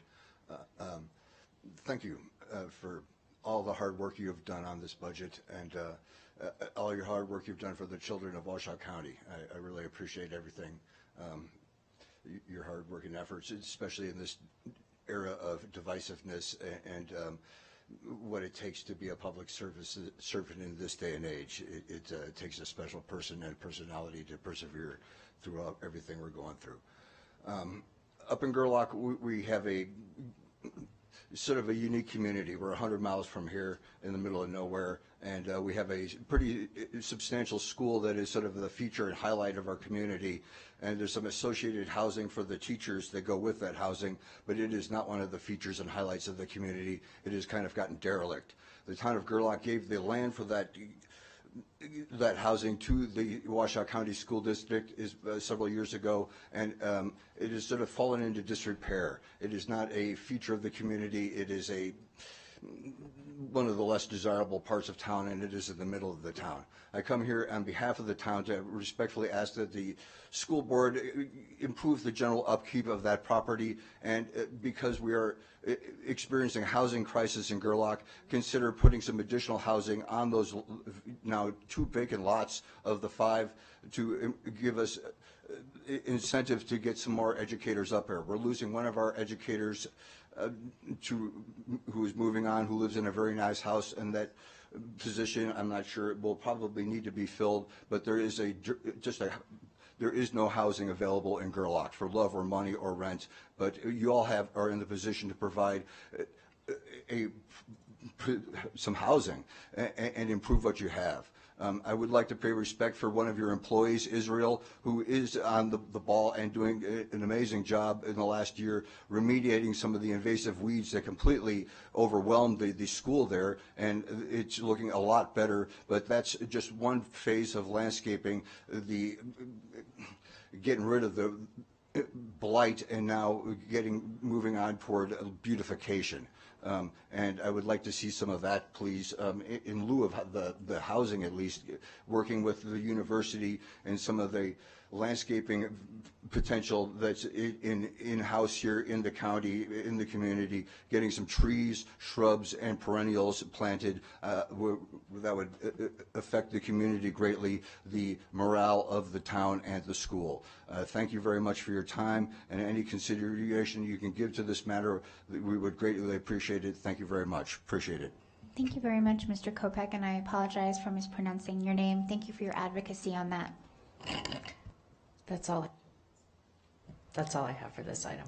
All right, let's bring it back to this board then. So one of the things, let's just dive right into it, guys, because it's time. We've had some fantastic conversations. We've really explored a lot of things. So let's start moving toward action on some of these things. There's one that we're going to have to tackle. So there's a few different things, of course, based on what any trustee wants. But we do know that we have several options to choose from as it relates to, I think it's slide 15. Because in this example, this is not a firm recommendation. There's several options here, although we did hear from Chief Moore. So I would encourage us to focus on this, and then there may not be any other micro-level decisions that we make besides this one. There certainly could be, but let's go ahead and maybe start here and start making some decisions if we could. Trustee Church. Basically a question. Could we have a fourth motion or a fourth option to just delegate to Chief Moore to proceed as he sees fit? So it's my understanding he created these options, but we ultimately allocate the funding. So he's created these. He's weighed in on the one that he has a personal preference for, but we are the ones that control the purse strings, so we would have to choose one of these as offered to us. Because even if we said, let's do the one that Chief Moore wants, we still have to vote on that to actually pass that one.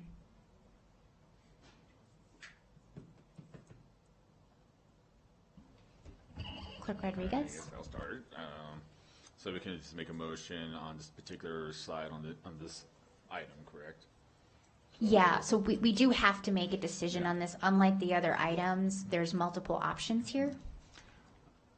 I guess I'll take a shot at this. I move that the Board of Trustees approves option C in regards to school police vehicles at high schools. I second.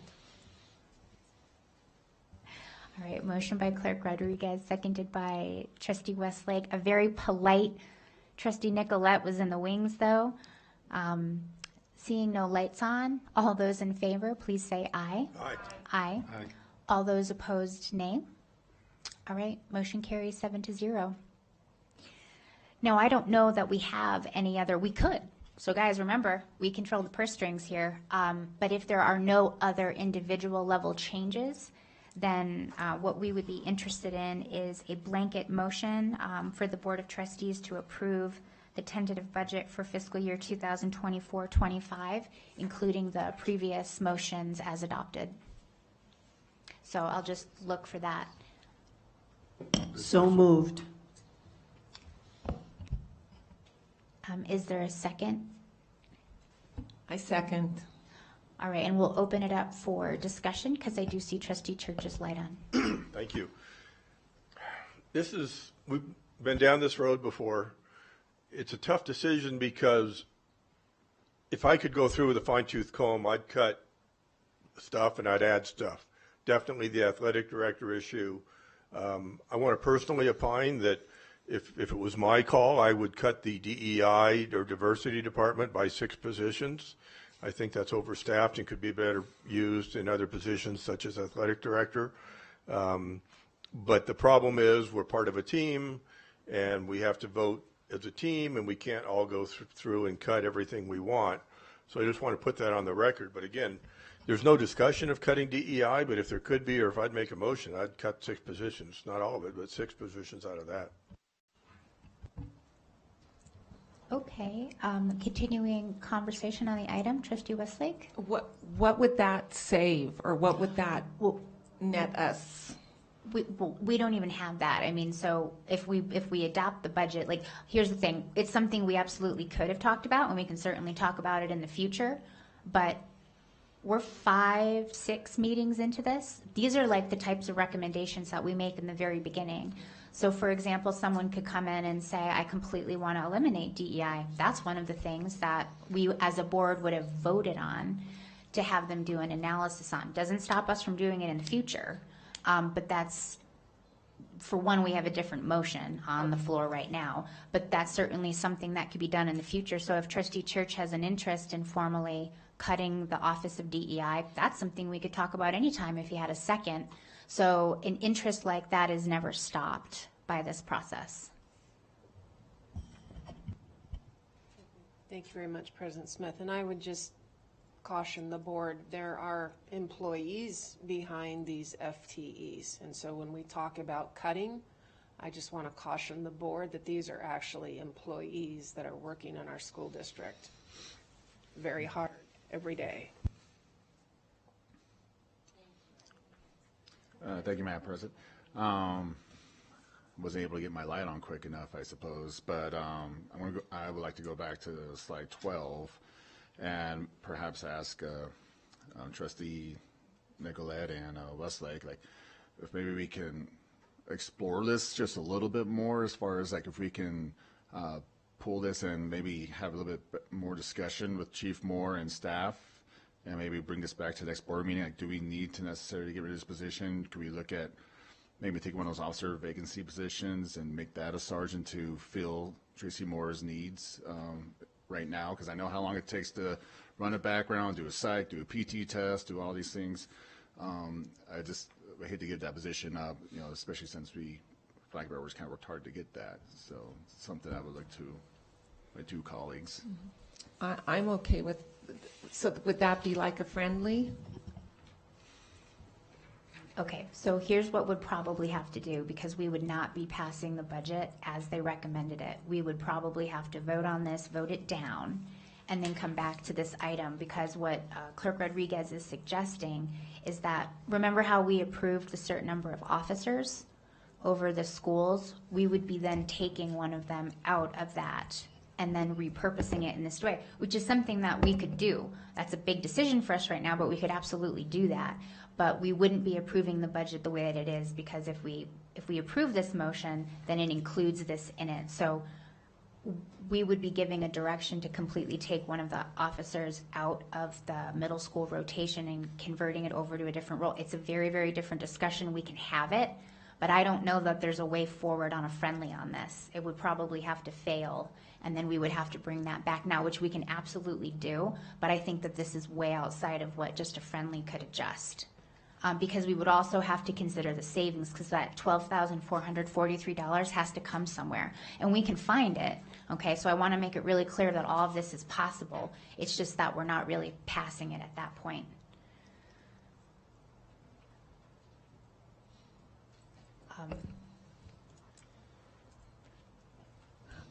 I just wanted to ask, do we have the eight positions budgeted for, but they're not filled? And that could take, gosh, going through the post and clearance and all that. I mean, we could be 2-3 years out. So, I mean, I think the savings would be okay covered that way, because I don't think we can fill all those positions right now. At some point, we'd have to address that.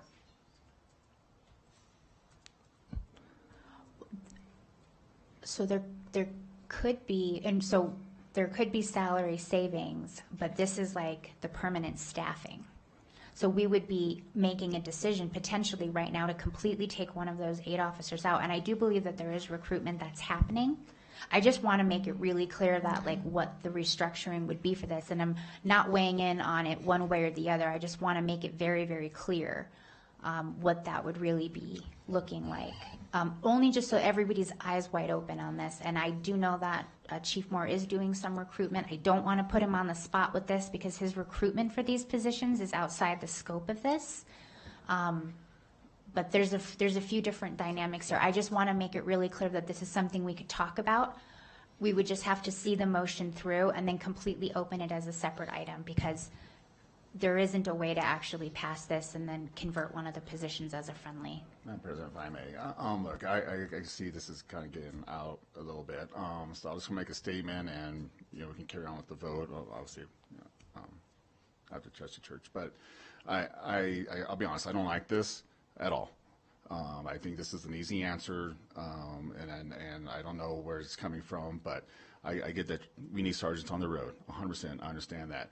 We also need chain of command, and this is a growing department, which is a good problem to have, but I don't like this at all. I hope we can revisit this. I hope we can look at bringing the LT position back. It is definitely key in an organization, especially as large as our school police is getting. But I can't say enough. I think it's an easy answer, and there's problems that need to be fixed on those pay scales to make sure this is getting solved correctly. Thank you, and I agree. Trustee Woodley? Thank you, Madam President. And you just stated with the obvious for me as well. I agree as well, and I understand his frustration, especially because when we initially approved it, we did say lieutenant. We actually upgraded from sergeant to lieutenant, so I definitely understand. I too do want to pass this budget. So I think they've heard us, and I think the chief knows that we would like to see more administrative in his department for the overall safety and productivity of the department. So I agree with our secretary, with our clerk. Thank you. Yeah, and I will add that this is exactly why we raised up safety and connection as a beam across the entire plan and grew the department. And so by growing the department and welcoming a new chief, we're not accomplishing what our goal was by not properly staffing it and having the right chain of command. And Clerk Rodriguez is absolutely correct about there needing to be opportunities for growth and advancement when our chief and our deputy chief, and the need for a lieutenant. And so I completely agree with that. And I think it's really clear how we're signaling at the moment. And this is something I would definitely like to see as well. No, thank you very much, President Smith. And, I can appreciate all of the comments from our trustees, and I know that you all have full faith and confidence in our chief, and it's one of the reasons why I brought forward that recommendation to hire Chief Moore, and now we have a deputy chief. And so I appreciate all of the comments made by the trustees, and I have full faith and confidence, as you all do, in our chief in order to establish the correct staffing for his department. Thank you. All right, thank you all for that. So on that, we have a motion by trustee Nicolette, seconded by trustee Westlake, if I have that correct. All those in favor, please say aye. Aye. Aye. All those opposed, nay. All right, motion carries 7-0. So we're going to go ahead and take a break. I want to note a few things. So we're going to go ahead and take a break. Let's go ahead and reconvene around 4:15. And then as a note to our guests in the audience, we will actually be continuing with item 4.02. Because right now, following the closure of this 3.01 and closing all of Section 3, we'll be moving on to Section 4. We do have some families with us, so out of respect for them, when I reconvene, we will be starting with item 4.02. Thank you so much.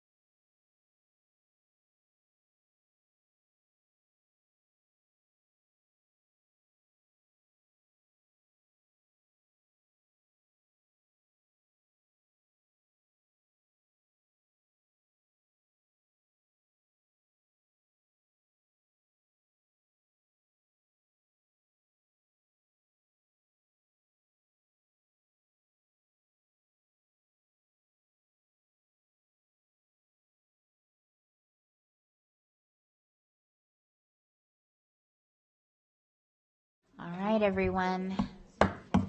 It is 4:18 p.m. and I'm going to call back to order this regular meeting of the Washoe County School District Board of Trustees meeting. It is April 9th, 2024.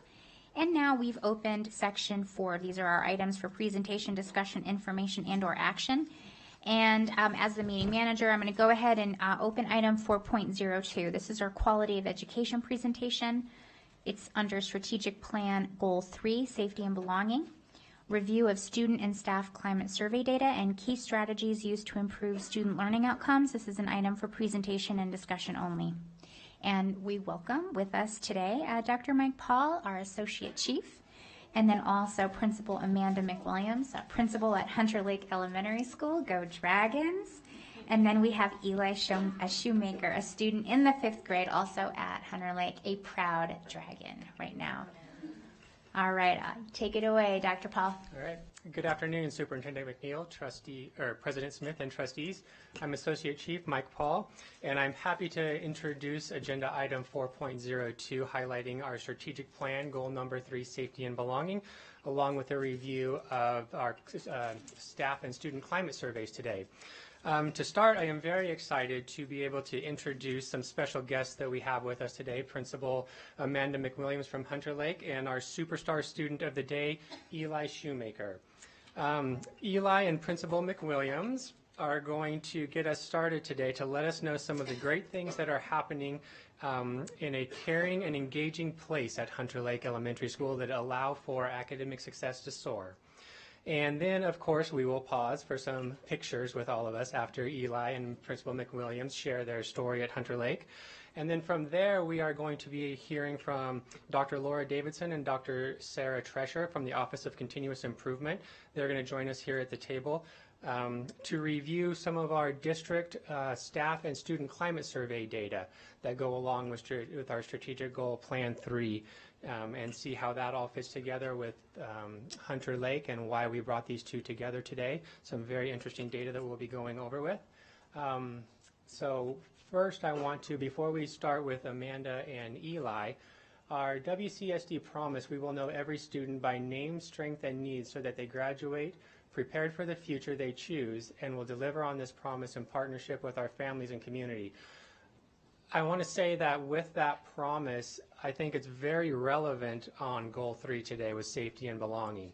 While, of course, it's very relevant every day in all that we do with all of our children and our communities and our parents, safety and belonging certainly fits into our climate surveys and what we do with this promise every day. So it really resonates with me the first time I read this when I was going through and understanding what we were going to be doing today, and then going through the climate survey data and the strategies and what we're going to be talking about today. Definitely sticks out today with what we're talking about. So without further ado, I would like to have Principal McWilliams and Eli steal the show today. Good afternoon.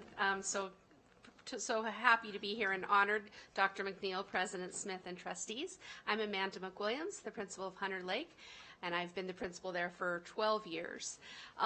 This is our star student today, and I also have a bunch of my other students here. This is Eli Shoemaker, and he's a 5th grader at Hunter Lake.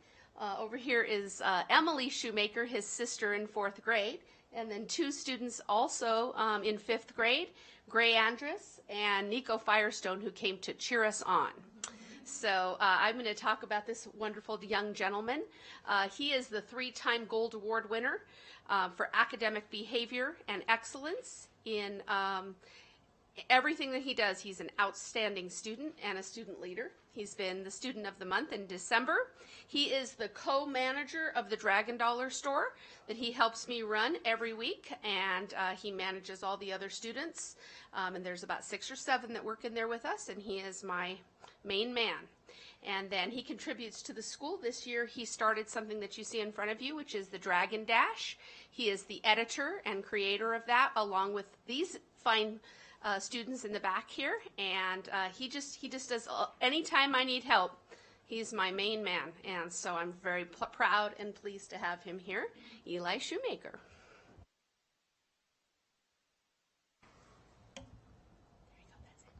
Good afternoon, and thank you for allowing me to be part of this meeting. My name is Eli Shoemaker, and I am a 5th grade student at Hunter Lake Elementary School. I am here in hopes of sharing my part of my school experience with each of you. A big part of my school experience has been including the multiple extracurricular activities that have been offered.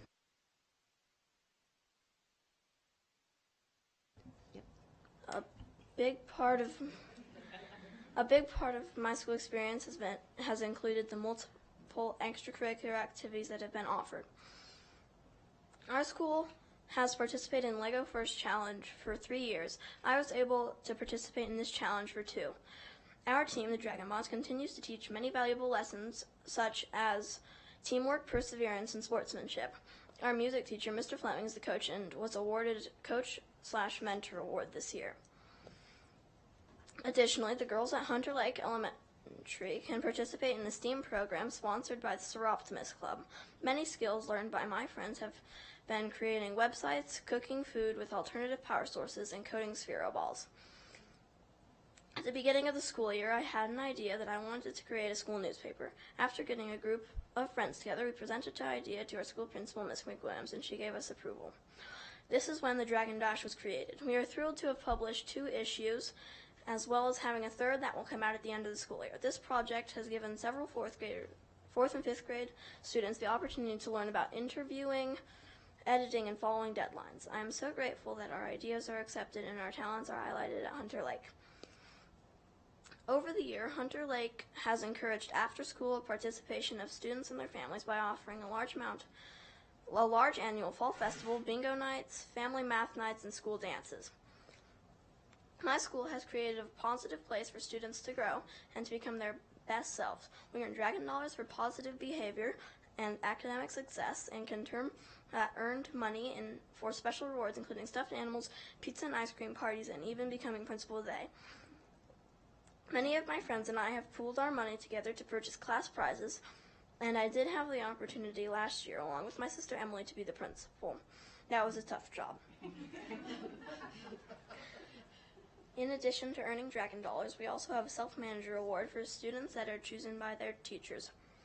Self-managers receive badges to wear, have a special bulletin board highlighting each student, and have self-manager parties. These parties typically have a snack and organize activities such as decorating a friend as a Christmas tree or playing Ultimate Rock, Paper, Scissors. Each month, we have a Student of the Month assembly where one student is chosen from each teacher to be highlighted. We all get to cheer our classmates on and celebrate the positive things going on within our school community. Additionally, we have a student voted by each classroom that is selected for Character of the Month. This is a special award as it is chosen by our peers. This year, our counselor, Miss Manna, put together a Career Exploration Week. During the week, we had the opportunity to have large construction equipment on our school campus, and we even got to move the digger around. On Friday of that week, each class had 3 to 5 parents come speak about their careers. My class had a nurse, someone who creates slot machines, a tech designer, a massage therapist, and an archaeologist. That was an awesome experience. We got to learn and ask questions. The best part of my elementary school journey has been being taught by my teachers. The Hunter Lake Elementary, hands down, has amazing and caring staff that I feel comfortable learning from. Thank you so much, Eli. Great job. We are so proud of you. And now I will turn it over to Superintendent Dr. Kristen McNeil for some good news, and we'll celebrate you. Well, thank you so much, President Smith. That was amazing, Eli. That is awesome. And you know, I'm a big believer in mentorship, and we have somebody in the audience who actually works at a newspaper and who is an actual real-life reporter. And that is Siobhan McAndrews. Wave, Siobhan. There she is. And I'll bet you she would love to do an interview with you and your whole entire newspaper team. So that is just amazing. That is awesome. So thank you so much. And we're not finished yet. We have a WCSD Student Superstar Award for you. And we're going to present it to you now.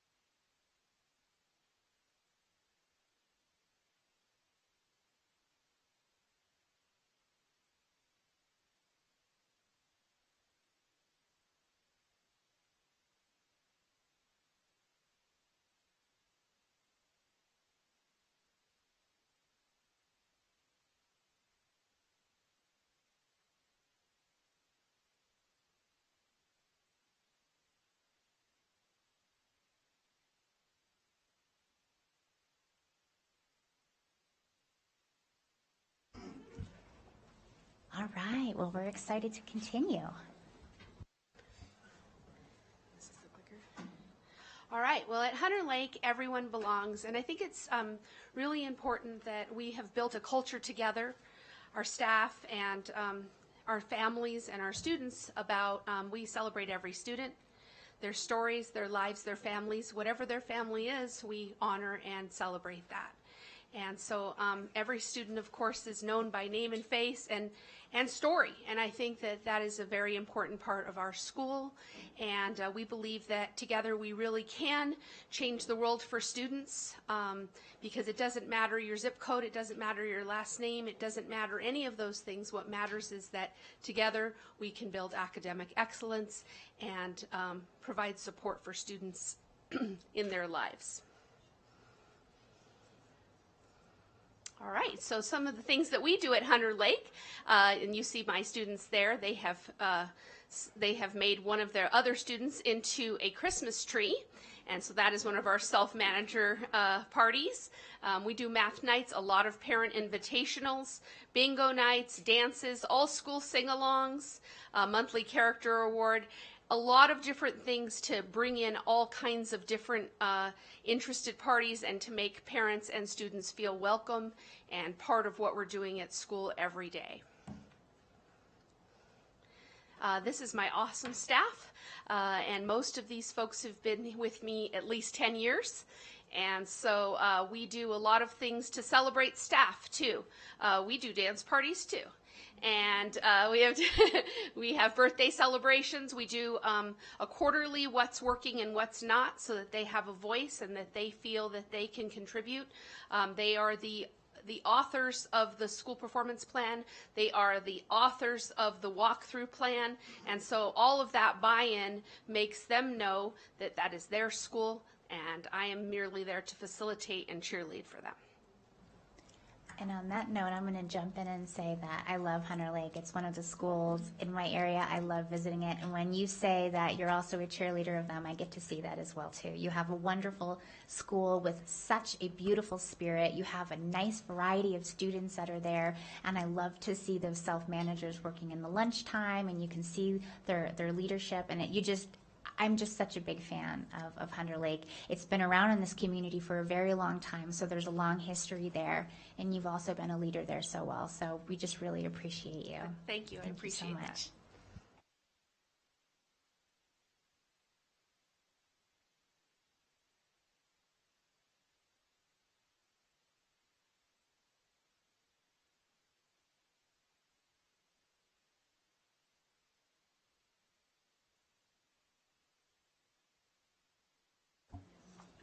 Okay, thank you, President Smith, Superintendent Dr. McNeil, members of the board. For the record, Dr. Laura Davidson, Director of Research and Evaluation. Also like to introduce Dr. Sarah Trescher, who oversees the climate survey in our office. And you'll be hearing from her tonight, but she's really the one who runs the day-to-day administration of the climate survey. So tonight we're going to be talking about climate survey data, and there's a lot of reasons why we collect this data and why we think it's important to report out to the board periodically. First and foremost, research is very definitive that school climate matters for teaching and for learning. There's a ton of research out there showing that when students attend schools that are safe, where there's a sense of belonging, where they feel cared about, where they feel like their identity can be heard and understood, students are far more likely to attend school regularly, to graduate, and to achieve academic excellence. Same for staff. Staff need working conditions that support them, and if they have those school conditions in place, they're far more likely to retain at that school. So it stops turnover. There's all kinds of reasons why we collect this data, and research is definitive about its importance. If that weren't enough, it's also in NRS that schools use school performance data, school climate data in their school performance plans. So it's a mandate by Nevada Department of Education, of course, that we collect it, but far more reasons besides that to collect it. And if that all weren't enough, it is also a foundational measure in our strategic plan. So you're going to be hearing a lot more about the student and staff climate surveys as we continue to report out on implementation of our strategic plan. So a little backdrop on how we collect this data. It's open every fall. We've been doing these surveys for well over a decade in our district. This is not the first time we've ever collected this data. We administer the survey to all students in grades 5 through 12, so you can see it is a sizable group of students who provide their feedback and their voices about our schools. And then our staff survey is administered via email, so we send an email to all staff who are based in schools to complete the survey. So we're going to jump into some of the new questions that we've added this year. First, I want to just do a quick calibration on the data slides that you're about to see. So sometimes on a survey, when you say agree, it means a good thing, like staff at my school really care about me. Sometimes when you select agree on a survey, it's not such a good thing, like when students might say that bullying is an issue at their school. So for the purposes of all the slides you're going to see tonight, we've converted everything so you want higher numbers. Higher numbers are better, and over time you want to see them going up. You don't want to see them going down. So as you review the next couple of slides, I think that will help all of us kind of understand the direction that our survey responses are going over time. Okay, so these are new questions that we added this year, and of course everything that we do is grounded in the WCSD promise to know every student by name, strength, and need. So this is the first year we've ever had these questions, but we added 3 to the teacher survey and 3 to the student survey just to get a baseline understanding of how many of our students and teachers feel like that promise is being fulfilled. On the right, you can see teachers almost unanimously agree that they know their students by name, strength, and need. Students also almost unanimously agree that they're known by name. And there's a little bit more variability, but still very high responses around being known by strength and need. Of course, lots of different interpretations of those words. So I think as we continue to roll out the strategic plan, it's going to be fascinating to kind of put students and teachers in focus groups and interviews and really understand what does this promise look like in practice to them? What does it mean for a student? What does it mean for a teacher? As you can see on this slide, there are some differences in how students, based on the population groups that they're involved in, rate the fulfillment of the promise. So gifted and talented, Asian, white, multiracial students, very high rates of agreement to these 3 questions, and other population groups not as much. So again, this is just baseline data, and but I think gives us a good sense of where we need to go and which students are experiencing our schools positively. So with that, I'm going to turn it over to Dr. Tresher. She's going to first go through the student climate survey results, and then we'll pause for questions, and then we'll go through the staff climate survey results and pause again for questions. All right, so taking a closer look at our student climate survey results on this slide, we are looking at the results from the last 3 years. And for each of these scales, students respond to between 3 and 9 questions, and then we take an average of those. So we're looking at the percentage of students who are responding favorably to these questions. So starting over on the left, things like safety, adult support, and respect, over 2/3 of our students have positive perceptions of that at our schools. It does decline a little bit for student respect and student engagement. We see that just over half our students are responding favorably. And then we do see this downward trend for bullying. And this is a trend in the unfavorable direction. So that 43% that we see is saying that 43% of students are saying bullying is not an issue at their school. We took a closer look at this because we were concerned about that. And that trend, there's 3 questions that make up that bullying scale. And while all 3 questions do go down, it's primarily driven by one question that we ask, and that's our question around cyberbullying. And 2/3 of our students are agreeing or strongly agreeing that students are spreading mean rumors or lies about others at their school on the internet. So we wanted to point out really where that downward trend you see is coming from. On the climate survey, we also asked about... Can I go back to that one? Sure. Thank you. So what I'm seeing here is kind of an alarming trend. Every single category has gone down. Under the left, under safety, roughly 24% don't feel safe. Is that how I'm interpreting that? Yeah, thanks for the question. So things are moving. They're a little flat, but some are going down, and certainly bullying, as we pointed out, is definitely going down. We've looked at this data. It's been flat for several years, which I think is surprising to us during the pandemic. We expected bigger changes. One thing that we think, as you probably noticed on our methodology slide, is that we have a much higher response rate among our students this year. It went up by 5 or 6 percentage points. So we're getting the voices of more students who probably are the ones who may be missing school more often, maybe are a little more at risk. They're the students that we haven't heard from as much on the survey for different reasons. So that could be contributing partially to some of these. For the bullying one, we did take a look at some of our bullying data. We have not seen the same trend in our reported bullying that is on Nevada report card. So we haven't seen that trend in the actual reported data, but I think nationally we hear everywhere about cyberbullying and some of the challenges students are facing. So that particular trend was not a surprise to us. Just, pardon me, just to be clear, what you call flat, I see a 4% drop in 2 years in safety, and I see 24% of the students not feeling safe. And I'm guessing it's probably higher in high school. I'm guessing, if you can opine on that. Yeah, certainly in high school we see these numbers decline, as you saw in the appendix. In elementary school, climate's at its highest, and it does decline over time. The safety one in particular, I think we've noticed, it's the question room restrooms. So safety in restrooms is probably driving the majority of that trend. I'm seeing our student representative nodding her head vigorously to that. So certainly, as I said before, we do not want to see these trending in this direction. We want it to see it moving up. It does kind of parallel some of the behavior data that we've seen over time that has been increasing. So some of these trends are maybe not a surprise to us, but most of them are moving just a hair, and part of that could be the higher response rate and hearing from more students. I just want to emphasize my position here. I'm not happy. I mean, again, 24% don't feel safe. Look at the student respect, down to 58%.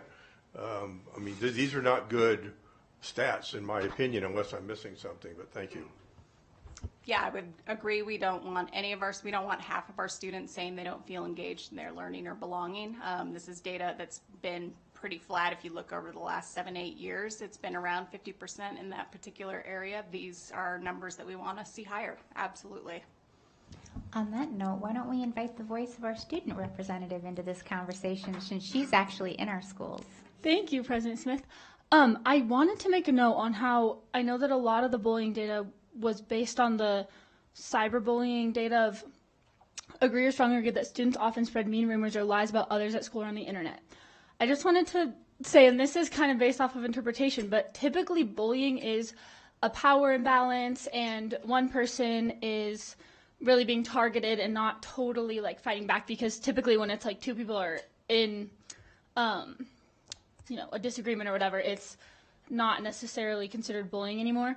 A lot of, and this was how I answered this question, because I did say agree. But for me, it was kind of like students spreading it to, like, about each other. So it was kind of like students are having drama and they're like, so I don't know if we would classify that as bullying. I don't know, or if that's just like a disagreement between students, but just something to note of, like, I don't know if that would, all of those answers are specifically talking about cyberbullying rather than like students just being mean to each other on the internet. Yeah, I think that's great feedback with all of these questions. One of my favorite things to do is to do interviews with students and understand what they're thinking about when they answer the questions. Bullying for sure has a very specific legal definition that I'm sure most students and probably most staff are not necessarily very familiar with. So certainly interpretation factors into a lot of this. And the bullying questions, we received those from the State Department of Education. Those are the questions that they want us to ask. And they are about students as a whole. So is bullying an issue at my school? Not has bullying happened to me specifically. So it's an important difference. Well, thank you, Madam President. And I kind of have a follow-up question. So like with 76% students, safety, the rest is obviously a concern. Do they explain why they're not feeling safe, or is this just because like national headlines, things going on, or unfortunate things are going on in our nation as far as violence in our schools? Is that kind of where maybe it's that experience that they see on the news? Is there any like more substance to that? Yeah, it's a great question. In survey research, we call that reference bias. So things that are happening periodically right before the survey happens are probably impacting students' interpretation. I think in the case of cyberbullying, we hear constantly about cyberbullying. So I think one of the favorite things that we do with this climate survey data is do these data dives with students to understand, why do you respond this way? What were you thinking about? What do you think is driving this? Was there a recent event that happened just before the survey administration that might be impacting it? Because certainly we do see those spikes. Survey data is not perfect, but it's a great starting place to be having these important conversations and starting these data stories where we can bring in alternative data points to triangulate. Thank you.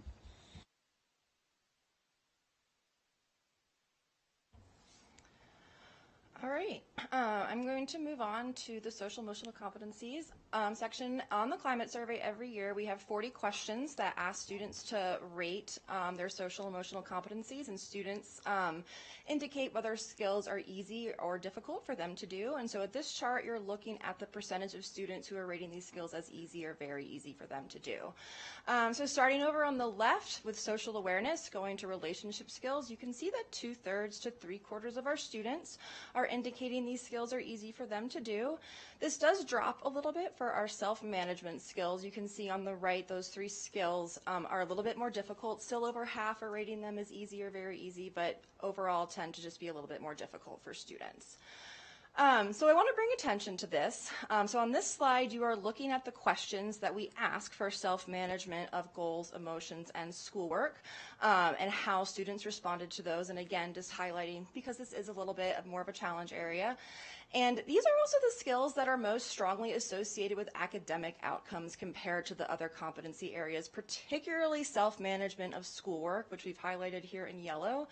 And because we've been collecting these data for a long time, we've been able to do some more robust longitudinal statistical analyses on these. And we started that in high school, and we do find that students' growth in self-management of schoolwork, if they are able to get better at that skill throughout high school, this also predicts improvements in their GPA. So this is an important skill. It's tied to academics. It's also a skill that we can support our students with. It's teachable, it's malleable. So we wanted to highlight that. We'll take any more questions you have about the student survey. If there's no more questions, I will hand it back over to Dr. Davidson, who's going to go over the staff results. I just have an interesting observation in that our students seem to be rating themselves very high in their abilities for responsible decision-making, self-awareness, relationship skills, yet a lot of the issues that we're seeing from the slide before are also among these same students. So I just want to point that out, that our students seem to be rating themselves very high, but then this is the same body of students that feels like there's a lot of cyberbullying and meanness that's happening. So there must be a gap between self-perception versus what they feel is happening. So because if they were all really performing at this level for their own individual self-management and emotions, there would probably be less of this interpersonal. So I just wanted to bring attention to that because you can't help but notice that separation. It's a great point. We talk a lot about it, that the self-awareness, you may rate yourself highly on that, but you also may not be able to rate yourself accurately. So it's kind of an interesting dichotomy that the students who maybe are not necessarily the best at these skills may rate themselves highly because they don't necessarily know what excellence means in those particular skill areas. So.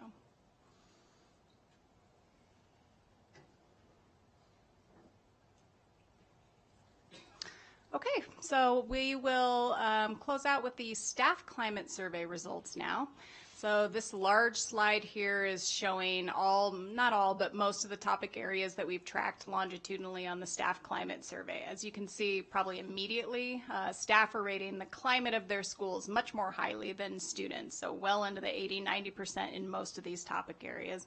On the far right, you can see work stress, I think, stands out to all of us, that those numbers are a little bit lower. I wanted to dig into that measure in part because we've been tracking it for so long, and particularly during the pandemic. So this is the one slide where higher numbers do not mean a better thing. But you can see pre-pandemic in 2019-20, we had about 46% of our educators saying that they agreed or strongly agreed that they felt burnt out. That skyrocketed at the height of the pandemic when everything was very scary and new and the conditions for teaching were extraordinary. We're very happy to see that has declined over time. So we're about at pre-pandemic levels on this, but I don't think any of us are happy to see that 50% of our staff are reporting burnout and really kind of low-level anxiety at work. So I think the further we get away from the pandemic, we hope to see these numbers continue to decline, but it's a measure that we're going to continue tracking because we know it's very important for things like turnover and retention. Can we go back to the previous slide? There we are. This is kind of a red flag for me. Parental involvement. I mean, it's improved slightly, but basically 49% are concerned about the lack of parental involvement. Can you comment on that? Yeah, sure. So these questions are asking staff, are parents of your students involved in your classroom? High school and middle school are largely driving. I mean, the numbers between elementary and secondary are wildly different. I think there's very different expectations at the secondary level of how families can be involved in their learning. So I think a large part of that, if you were to split these out by school level, you'd see very dramatic differences. So I think that's probably driving the majority of it, is very different perceptions about the family's role in their child's education for middle and secondary. Do we have a plan to fix that? I mean, that's a red flag. I would definitely wish that our Delisa Crane were here to talk about family engagement efforts, but it is data that we've talked about a lot, especially I think what's of note that we've talked a lot with Delisa Crane, who runs Family School Partnerships, is that difference between homeschool communication. So those questions on the far left there are asking teachers, do you communicate well with your families? And you can see almost unanimous agreement there. But then when we ask teachers about whether the families are kind of giving the same sort of effort in the classroom, that's where we're getting these big differences. And we've talked a lot about the differences between those two and how can we invite some of our families in at the secondary level in particular. And I know she has a host of strategies that we can't get into here and I wouldn't want to do it without her, but many different strategies that do focus on classes for families. What does it look like to be involved at the secondary level? One more question, if I might. Where do I find the actual climate survey? I looked for it. Did I miss it in the attachment, or where do I find it? Yep, so we are just finalizing our reports and we post these publicly so you can actually see the last 7-8 years of our student, staff, and family climate surveys online. So we're a little bit delayed on getting these one up, but the survey is largely the same year over year. So that's a great place to start. Otherwise, we're happy to send you the full attachment with all the questions. Please do. I'd love to see it. I'm sure the other trustees probably don't want to speak for them, but I suspect they do. Okay, thank you, President Smith. I just wanted to comment.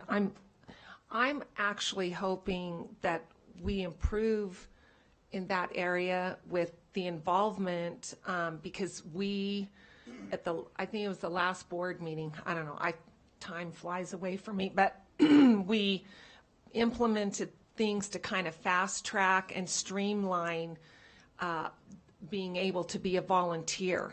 And so I'm hoping that that makes it less, cumbersome for grandparents, parents, aunts, uncles, whomever wants to actually be a volunteer.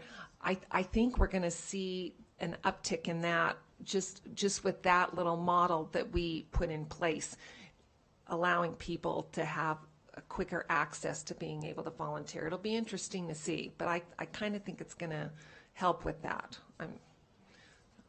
Thank you. I think it's a great point. I think this is also another challenge with interpretation, right? Because I think many families in secondary would definitely agree that they're involved in their children's education. They're just not necessarily volunteering in the classroom, and maybe their kids do not want them to volunteer in the classroom at that age. But they're certainly involved. They're checking grades. They're figuring out how to fill out FAFSA forms. They're engaging in all kinds of different ways that maybe are not visible to teachers. And so I think that's part of why we see that difference between elementary and secondary on that particular question. Okay, with that, I'm going to turn it over to Dr. Mike Paul, who's going to talk about what this data looks like at a school level and how the data gets used by schools. All right, so as you see in these 4 bar graphs here, each one of these bars represents an individual school. So as you can see, there's a great degree of variability amongst all of our schools, and that's pretty much to be expected because each school has its own very unique climate and culture and how the school operates. So there's no surprise there. The first 2 graphs, the top 2 graphs, those come from the student climate survey. So you have the first one in blue, the adult support, and then the yellow and bullying over there. So an example of how that adult support data at an individual school site might be used. Some of the examples of questions in the adult support category could be things like, my teacher cares about me, or I know I can get good grades if my teacher cares about how I perform in class, and those kinds of questions. So when we look at those, when a teacher or a principal takes those questions in the survey, sits down with their staff, drills down into the why behind a question. Do we see any patterns in these questions? Teachers, what are you hearing from your students that align with the information we're getting from this survey? That's where you can get down to the why. I think the word why is one of the most important words that we can continually use when we're planning. And that's where you can come up, well, based on these why of what kids are telling us in our survey, what are some of the most important or high impact SEL strategies that we can come up with that we can then deliver school-wide, that we can put into our school performance plans, so we can memorialize that, and that's why we can monitor it, we can make sure that we're following up on it, that is a focus for our school, because this is what our kids are telling us. We know this is what we need to have because through our surveys we can look at patterns over the years and we know this is what we need. We're not just guessing on what we need. So that's a really important way that getting to that why and putting it in our SPP and developing those high leverage strategies, knowing where it's coming from. And as it's already been talked to in that bullying area, that's, we definitely need to have some attention there. Certainly the cyberbullying is prevalent more than it ever has been nationwide. Those are definitely national trends that we're seeing. Another question that I like that's in that bullying category is asking students if they are seeing that other students are stepping up to help prevent bullying. So it kind of goes both ways in that survey. So that's a very important piece of information to find out how students are saying, are we helping each other as well? It's not just in the negative tone. So that's another thing to think of how kids are perceiving their school. So do our students feel that they're helping each other, and it's not just all on what are we going to do to help, how can we help our kids help themselves to make it through these issues that we're perceiving. So those are some strategies we can put in place too on how to help our kids help themselves and build those self-confidence skills and build those skills to make them become better adults that we always want them to be. So those are where we can drill down to those whys to come up with very specific strategies school-wide to help our students based on the questions in this climate survey. And then down on the bottom there come those two bar graphs come from the staff climate survey. And work stress certainly is always a very important one. We want to retain our staff. And there's no question that we have a lot of stress in every profession we have now, and education is probably right up there at the top. We all know how hard the job is for our teachers and all of our staff members. And I think the collegial collaboration goes hand in hand with trying to work with work stress, trying to deal with work stress. So when we're looking at a main question in work stress is burnout. I feel burned out. Then when we look over at collegial collaboration and staff working together, when we drill down into the collaboration, it is what are principals doing working with their leadership teams to get staff to work together? What are the areas that we can do as a staff to rely on each other to get staff buy-in and how decisions are being made? How are we working, the cliche, smarter not harder? How are we working as a team to be able to alleviate some of that work stress so that you don't feel so burned out? So when we get down into that and we can work with our teachers and our leadership team and the rest of our staff based on what they're saying in the collegial collaboration and putting plans, into our SPP, one of the main goals, we have 3 goals in the the school performance plan. One of them is all about adult learning culture. So we can put very specific strategies into the school performance plan. Yes, they're academic strategies, but it's about how our staff works together to improve student success so that we're not a bunch of lone rangers out there working to increase that work stress. So those 2 areas really do work hand in hand to increase student success. When teachers are happy, then the students are going to succeed more. So they really go together. So those are 2 very important areas that will work together for our school performance plan and student success. And then in addition, with everything working together, we come to this slide on chronic absenteeism. And as we all know, absenteeism is extremely detrimental to learning. There's no question about that. If the students are not there, they're not going to be learning. And so these are certainly aligned to national trends. And the more students feel cared about, the more they are engaged in their learning, the more they are going to be coming to school. We can talk all day about factors that are outside of our control in the environment, in the community, as to why students are not coming to school, but then there certainly are factors that we do have control of that we can encourage, and we can make schools feel like that place where students want to come to school. And that goes back to factors in looking at our climate surveys. What are students saying about their school? Do they feel safe? Do they feel like they want to come to school? Going back to that perception of how their teachers make them feel at school. Do they feel cared about? Do they feel engaged? Do they feel like they can get good grades if someone helps them? Those questions. So that's where a staff and a principal can drill down into those individual questions to see, do we have a pattern in a certain area that they're finding in those climate surveys where there's an issue at their school and their climate where, wait a minute, if we deal with these certain issues that we're seeing that students are answering, we can address that in certain practices, whether it's an SEL practice, whether it's a practice on how we collaborate together to address this, so students are going to feel more comfortable coming to school, and then we can get them to come more often because they want to be here and they're going to come more, which will in turn help that chronic absenteeism so they're at school learning more.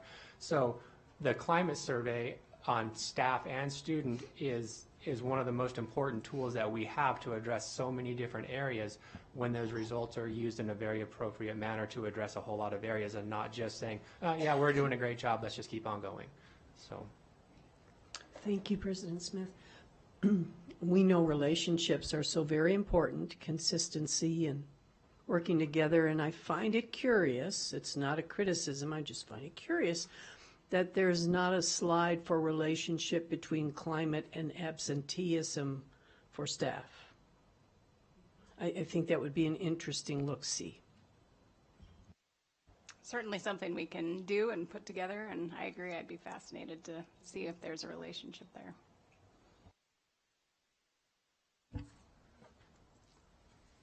So with that, any further questions?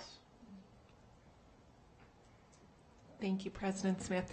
So I'm thinking this is appropriate to ask this now, and there might not be an exact definitive answer to this, but with the cyberbullying, I just can't help but think, I know we're kind of looking at and working on a cell phone policy.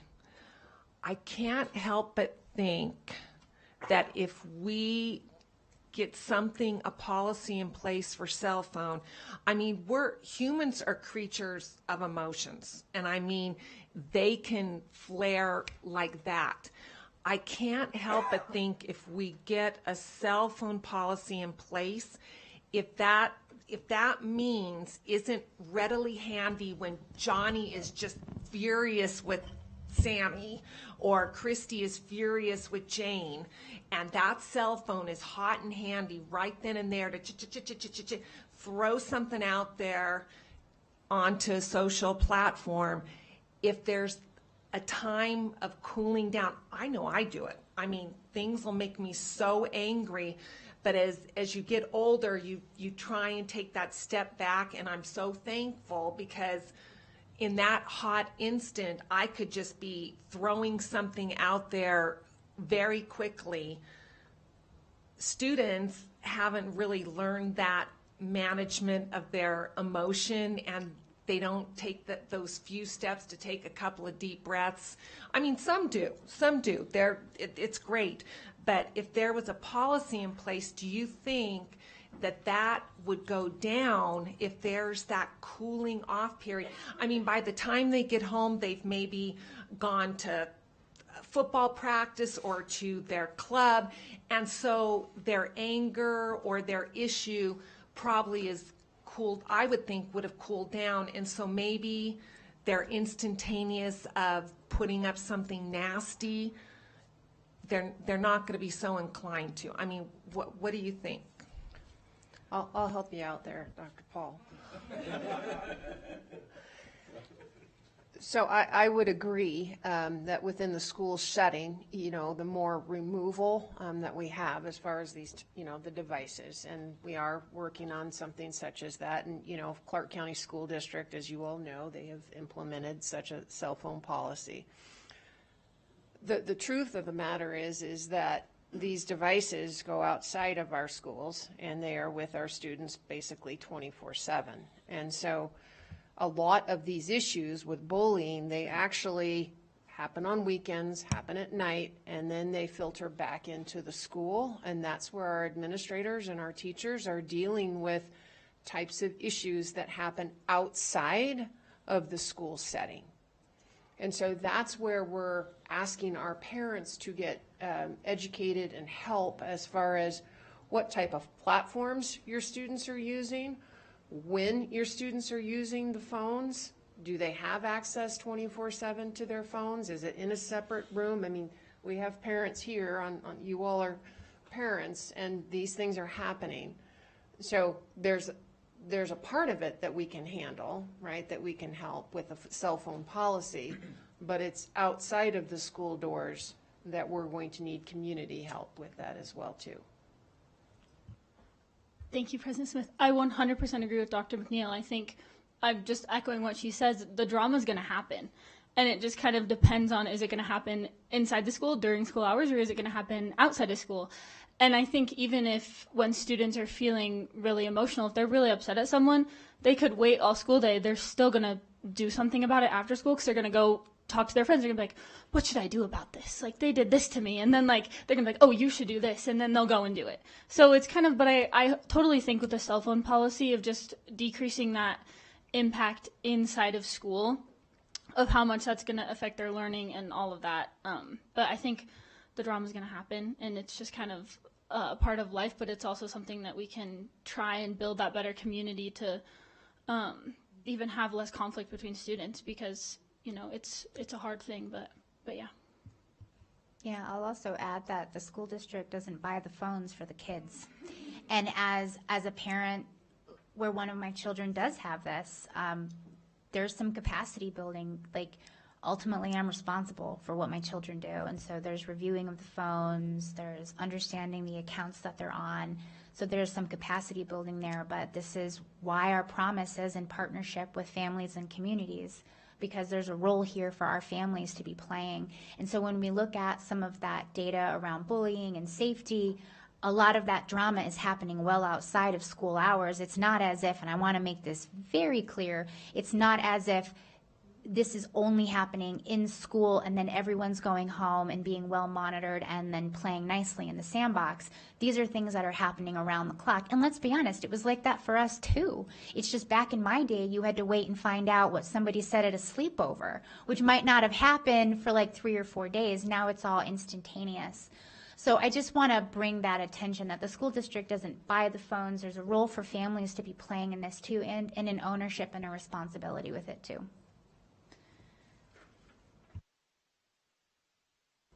All right, and seeing no other lights on, thank you so much for this item. We appreciate it very, very much. And that closes item 4.02 and brings us back to item 4.01, also an item for presentation and discussion. And for presentation and discussion to provide updates regarding the superintendent search for the Washoe County School District by McPherson and Jacobson. And we welcome with us now Dr. Walt Cooper of McPherson and Jacobson, who's with us, and Katie Louise Weir, our interim Chief Talent Officer. And also Michelle Anderson, our Chief of Communications and Engagement.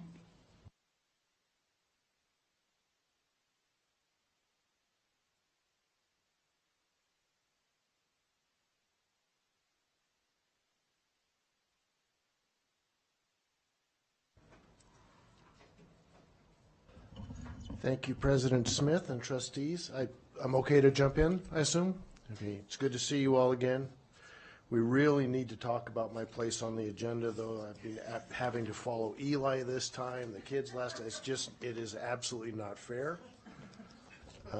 My work stress is going up as a result of that, but it is good to be with you all again. I have a couple of slides just to talk a little bit about updates, give you a few points on where we are today, and then we'll talk about the path forward. I'm certainly happy to answer any questions that you have. But this first slide simply is a visual reminder of where we started and what we've accomplished. You may be wondering, what you were paying us for, because you haven't seen a lot of this work directly. But it was a little over 2 months ago that we started, and we have now gone through all of these tasks up to the application deadline, which was the middle of March. And I will tell you that in terms of that application deadline, the candidates, the applicant pool for this position, quite frankly, far exceeded our expectations. So in looking back at some data points for comparison, right, from the previous search, we more than doubled the number of candidates who showed interest in Washoe County School District in this pool, which was outstanding. What we really thought was a remarkable response for a district of this size, magnitude, complexity. So we were very pleased with that. We had over 30 applicants total, which is an outstanding number, wherever it is. And just a couple of points within that. So 2/3 of this applicant pool were applicants new to us. And what I mean by that was it was not populated solely by the usual suspects, right, that we see in almost every search that we post, and we see them in every search that we post because they're not getting a job in any search that we post. So we did not see a lot of that kind of activity. We also creates significantly more work on our part, but that's a good thing because we don't know these folks like we've known either through previous searches, or Dr. Joel and I have, are recently retired practicing superintendents, so we had a lot of professional collegiality across the country where we might have run into some folks as well. So the combination of those two things still yielded 2/3 of the pool being new to us, which we were pleased to see, and at least as far as we can tell, and when I say that, that means that of all of the searches that McPherson Jacobson currently is doing nationwide, plus the conversations that we've had with candidates, the vast majority of candidates for this position were only applicants for Washoe County School District. And so that speaks highly as well. And then finally, there's a little anecdote that we kind of talk about internally, but I'll share it with you. And this speaks to the fact that you all put forth the directive to us to bring up to 5 finalists, which will happen here pretty soon on the 15th. For your consideration. And we often talk about sometimes the clear mark of how strong the final candidates are lies in the strength of the candidates that don't make it to the finals. And that was certainly the case as we're going through this. We haven't yet set our final candidate slate, but I can tell you that absolutely will be true in this instance, that each candidate who will come forth as a finalist, right? Obviously, their strengths will be clearly evident to you as you review their materials and you interview them and all. But what you won't see is the relative strength of the folks that did not make the finals, and that will speak to us. That speaks volumes about the quality of the folks that do make the cut, if you will. So with that, this now really is largely moving forward.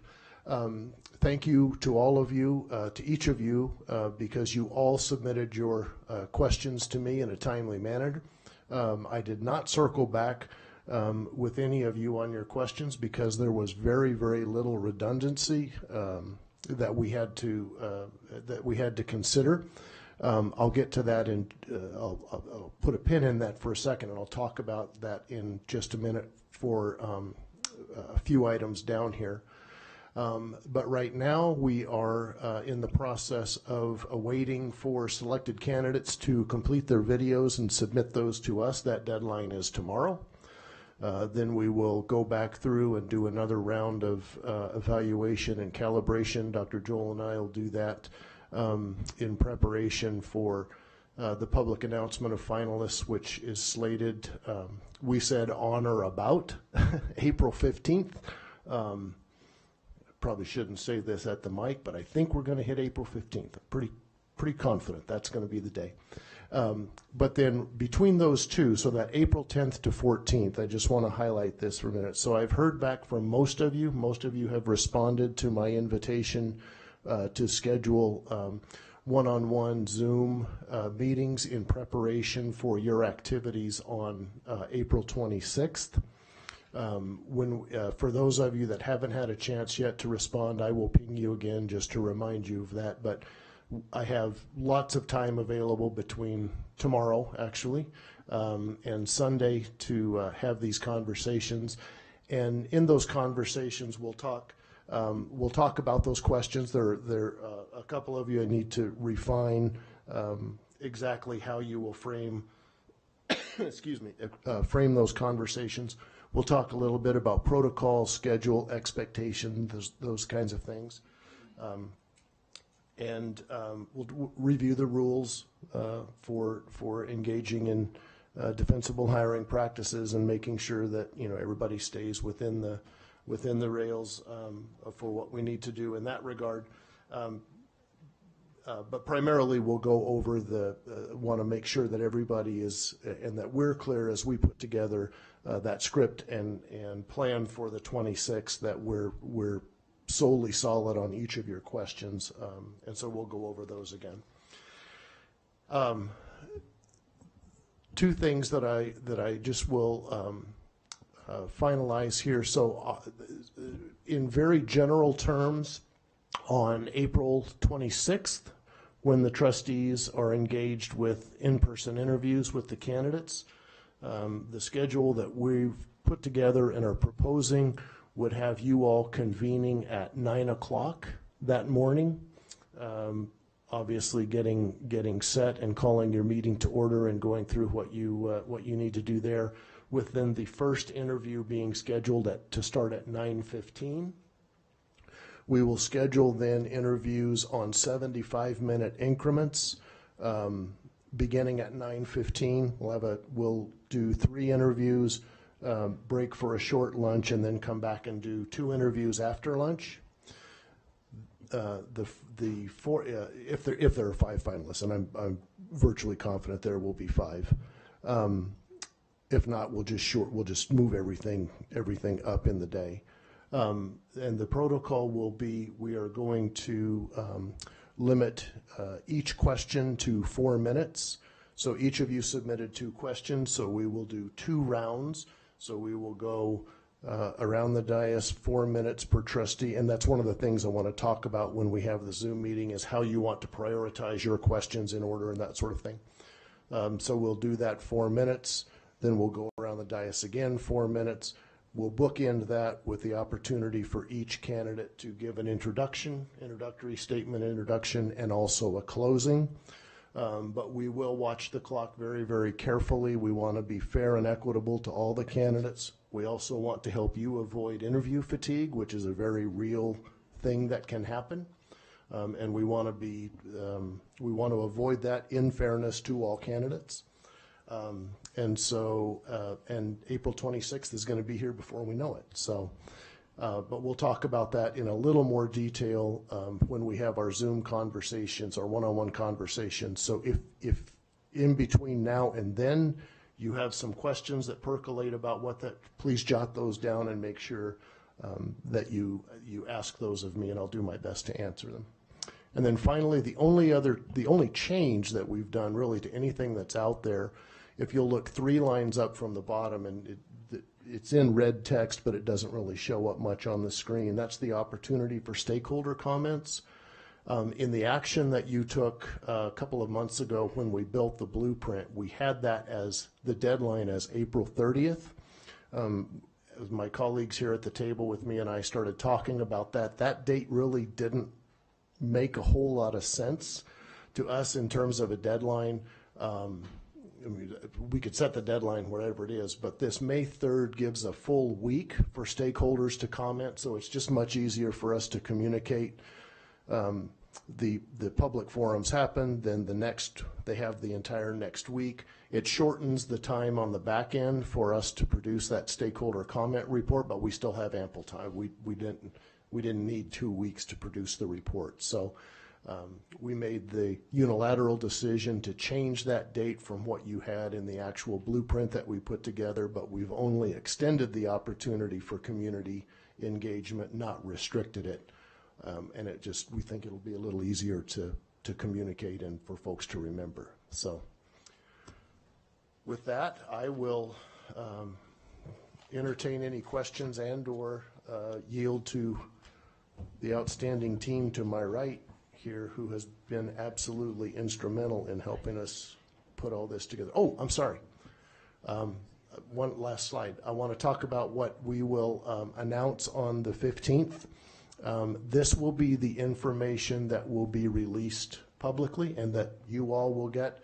So the presence on the website will include professional headshot, right, an applicant photo. There'll be a little biographical caption to go along with that. Then we will provide a public-facing resume. We will include the applicant's cover letter into from our application system. The application narrative, and what that is going all the way back to the work that we did on the 2nd of February, when you crafted those identified characteristics, those most desired characteristics, inside of our application system, we list those in a bulleted list, and we ask each candidate to respond in a narrative how they see they best meet that criteria. So we'll extract that narrative from the. It's not overly pretty as we take it out of this antiquated data system, but all of it is there. And then we will also post links to 2 video questions. I referenced those as the deadline is tomorrow. And these are the 2 questions that we asked each candidate to respond, to which to respond in those videos.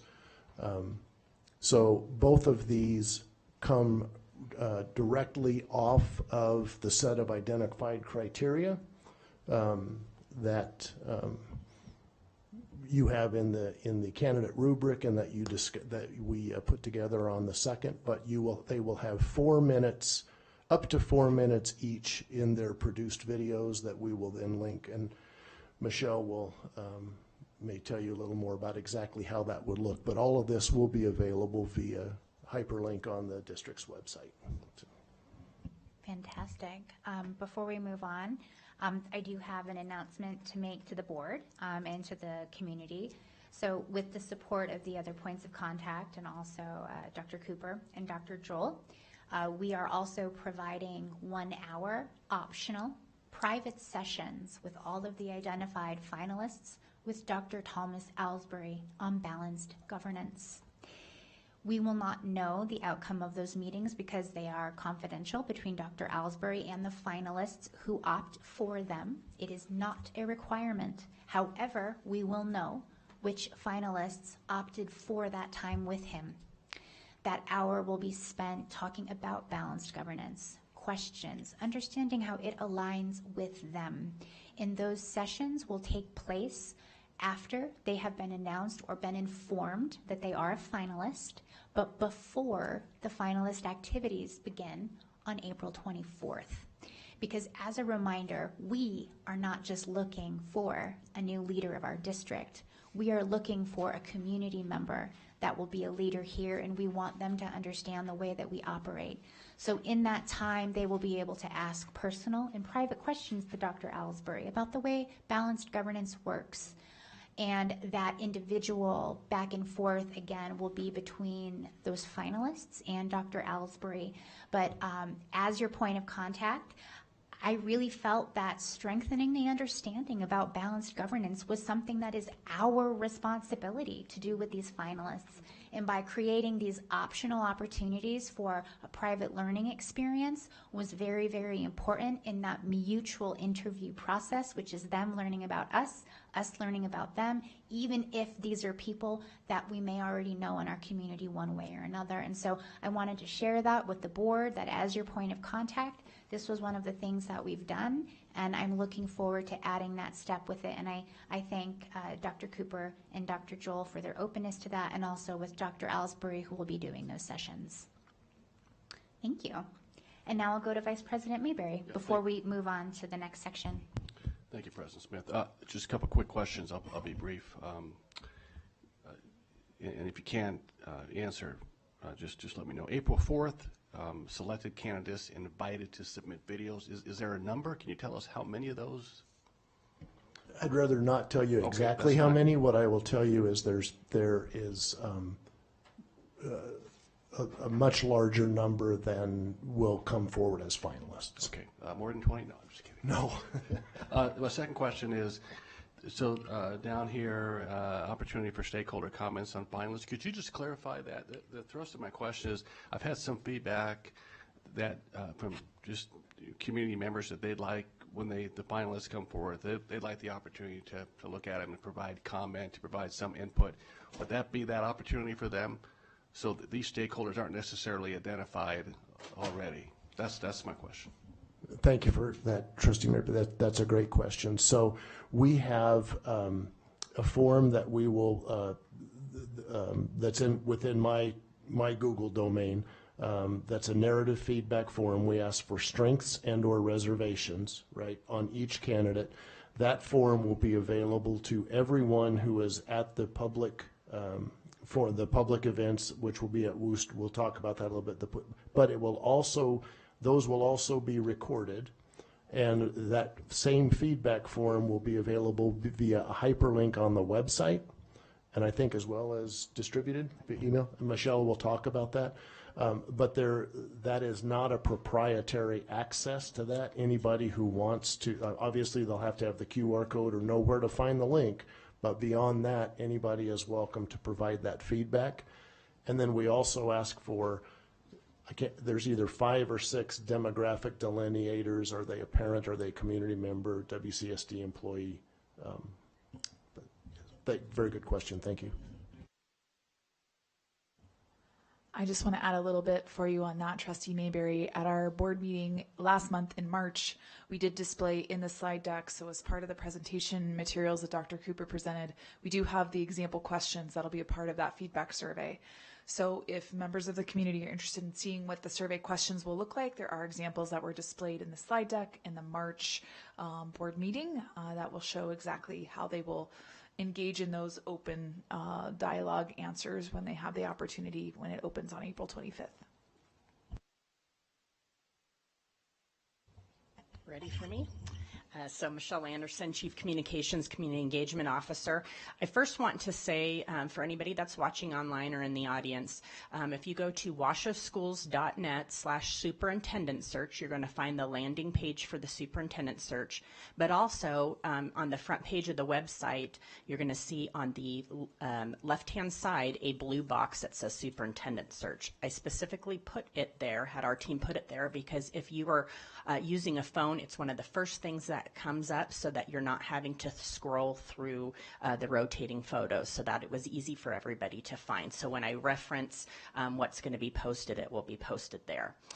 So as Dr. Cooper mentioned, on April 15th, we will, as soon as he provides us the information, we'll upload the photo, brief bio, the videos, the cover letter, the resume, and the narrative. We will send a message out to our district staff, our families, and our community, along with our media partners, about the finalists and remind them of the website. We are also going to be opening up an email that people can submit questions for, and I'll go into detail about the Worcester event. So community members can submit their questions if they are unable to attend in person. And then at the event, again, which I'll talk about in just a moment, we will be taking comment cards during that. Obviously, Ms. Weir will speak in just a few minutes about what all the activities that will be going on through the 24th and 25th, but we have listened to all of you, making sure that we're getting feedback from our employees, from our students, from our families, from our community members, for our business leaders, giving them the opportunity to meet the finalists. And I think also what's really important is for our finalists to learn about what our community has to offer. We heard from public commenters and all of you. Our community is a great community, and they need to know if they're going to be named as a superintendent, they need to see that this works for them and what we offer. The night before the event on the 24th at 5 p.m., we will shut down those email submissions for the virtual ones, just so that my team can gather those. On April 24th, and again, I don't know how many candidates we'll have, so I'm giving approximate times. We will have media opportunities from about 3:30 to 4:45 for each candidate, just like we did the last round, where candidates are getting to be asked questions by the news media. And then from 5, and I'm going to say until approximately 8:15, because again, I don't know how many candidates we will have. We will do the rotation of finalists. You guys may remember how we did that at Worcester High School last time, where we have a room for community members, we have a room for families, so people can rotate in and out those rooms or sit in one room as they like, and listen to those candidates come in. Then I will, for example, in the community room, like what I did last time, I will take questions from the audience through a comment card, and then also the ones online, mix them up. I think there's several members of our community that are in the audience tonight and can attest that we made sure that that was extremely fair, that whatever questions came in, we asked them, we did not change them, so that the finalists answer those exactly how the community, what they're wanting. That evening, the survey that Dr. Cooper mentioned, we will give out a QR code that night, so that those that attend are able to submit comments that way. And then on the following day, of the 25th, we know that people are not always going to be attending that. They can't because of prior engagement. So we will also send that survey link out through a message to our families, our staff, our community again, and obviously post that on our website. And then May 3rd, the survey closes. We will, as soon as we get that stakeholder report back, we will again communicate to our staff, our students, our employees, our families, and our community, and have that up on the website as well. Michelle, you've done an amazing job. I know Katie Louise is going to jump in here, but the level of preparedness with your team has been outstanding. And to just underline something, so the community sessions will be recorded, and so then anyone who is not able to attend will be able to watch that back, and then also be informed, not just based on the candidate information, but also being able to watch back each of the finalists' community forum, so that they can use that as part of their feedback mechanism as well.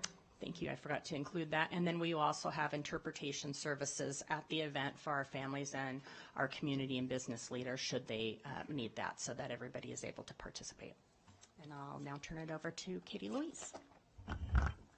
All right. Good evening, Board of Trustees. So fun to talk about this. It feels like we've been building this up for a long time, and now it's finally here. So as far as the human resources side of things to support this process, on April 15th, when the public announcement of the finalist is released, then my team will really quickly work to schedule travel arrangements for the external applicants who don't live within a reasonable travel distance to come here starting Wednesday. So those folks will fly in on Tuesday, April 23rd to ensure they're ready to go on Wednesday morning. They have 3 really busy, full, exciting days with us. So I'm going to give you just kind of the rough overview of what that looks like, and then also speak to perhaps some distinct changes from last time to this time. One of those big changes is we are not asking you as trustee members to drive any applicants around or pick them up from the airport. I know last time that was a part of what we asked of each of you and gave you some time for that instead of for meals. But we heard loud and clear that for a lot of you, it's difficult to schedule that along with work and have things be predictable. So we have very predictable set times that are the same each day as far as meals to be able to engage with the finalists. So you will have an opportunity to engage with each finalist at a meal. You don't have to eat all 3 times if you don't want to. So we'll be flexible there. But once the finalists are named, we will send individual schedules to each of you specifically. And we will say, for example, Clerk Rodriguez, here's your schedule for the 3 days. Here's what we would invite you to attend, and these are the people you will meet with at these times. But just big picture what that looks like. So essentially there are, like I said, the meal opportunities with Board of Trustee members both days. There's an opportunity on Wednesday for the finalists to meet with the executive leadership team here at Central Office. So each of them will come individually and meet with the chiefs and other members of the executive leadership team. There's going to be an opportunity on Wednesday for them to tour UNR, and we'll talk about university partnerships, not just with UNR, but some of our other external partnerships with some of our key community members in the greater Nevada area. And then there will, of course, be a community welcome event with key business leaders on Wednesday evening. More details to come on that. Then Thursday, there will be school visits. So members of the executive leadership team in pairs or trios will join the finalists at school visits. They'll visit at least 2 schools within Washoe County School District during their time here. And then there will be the very important stakeholder forum event that afternoon. And another key distinct part of this that we heard from the applicants was they would like an opportunity to drive through neighborhoods. So on Thursday, we'll also have that opportunity for them. So if they're an external applicant, they would have the opportunity to either decompress in their hotel, if that's what they want, before they go to the community event, or they're also able to drive neighborhoods, and we may recruit Adam Searcy and members of his team to help us with that as well. But once we have the finalists named on April 15th, we'll communicate with them, see what their wishes are, kind of narrow that down a little bit, and then provide that as an opportunity for those who would be moving to our area.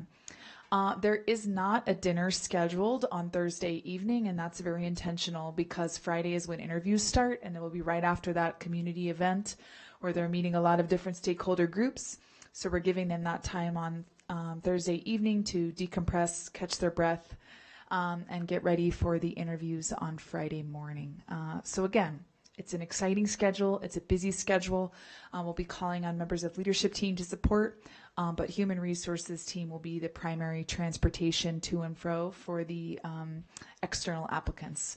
So we won't need members, trustee members to pick up people from the airport or anything like that. We will take care of all of that in-house. That's amazing. This is the work done by this group has been really remarkable. And so in addition to what everything was just reported on right now, there are hours and hours and hours of meetings that have happened. In the background, everyone has been so flexible. We've pulled forward all of our lessons learned, feedback from both applicants and the board and different community members. And I really just want to thank everyone involved with this process for being so focused on progress, doing this better and different, which reflects what we need now. And just thank you so much. I know personally I'm very excited about this, and I'm sure that that's very true for all or most of my colleagues as well. Seeing no lights on, I think we're done with this item. And just so everyone knows, more information will be coming next week because everything's kind of flexible, but once we know the number of finalists, we'll be putting final schedules together with plenty of notice through our media partners, through our families, so that we put out full schedules for everyone in advance. Thank you so much. Thank you. I know. Bravo for sure. All right, that closes item 4.01 and section 4 in its entirety and brings us now to section 5. And we'll go ahead and we will start with item 5.01, our student representatives report. Thank you, President Smith. It's been a minute. So, I wanted to start by shouting out our staff, Brad Rose, Caprice Young, and Gina Curtis. They've been working really hard to make sure that all of our high schools have student voice councils, and they did it. So every single high school now has their own council, and it's really exciting. So that was one of our really big goals for this year. And then a couple middle schools as well have been growing their council, which is really awesome. So Student Voice was able to go to the principals meeting on February 16th. And we kind of gave a progress report to all our principals, introduced Student Voice to some of them, and we were able to also tell them about the Student Voice conference that we're having on May 17th. So we had one last year, but it's going to look a little bit different this year. We had elementary school last year, but this year we're just going to do high school and middle school.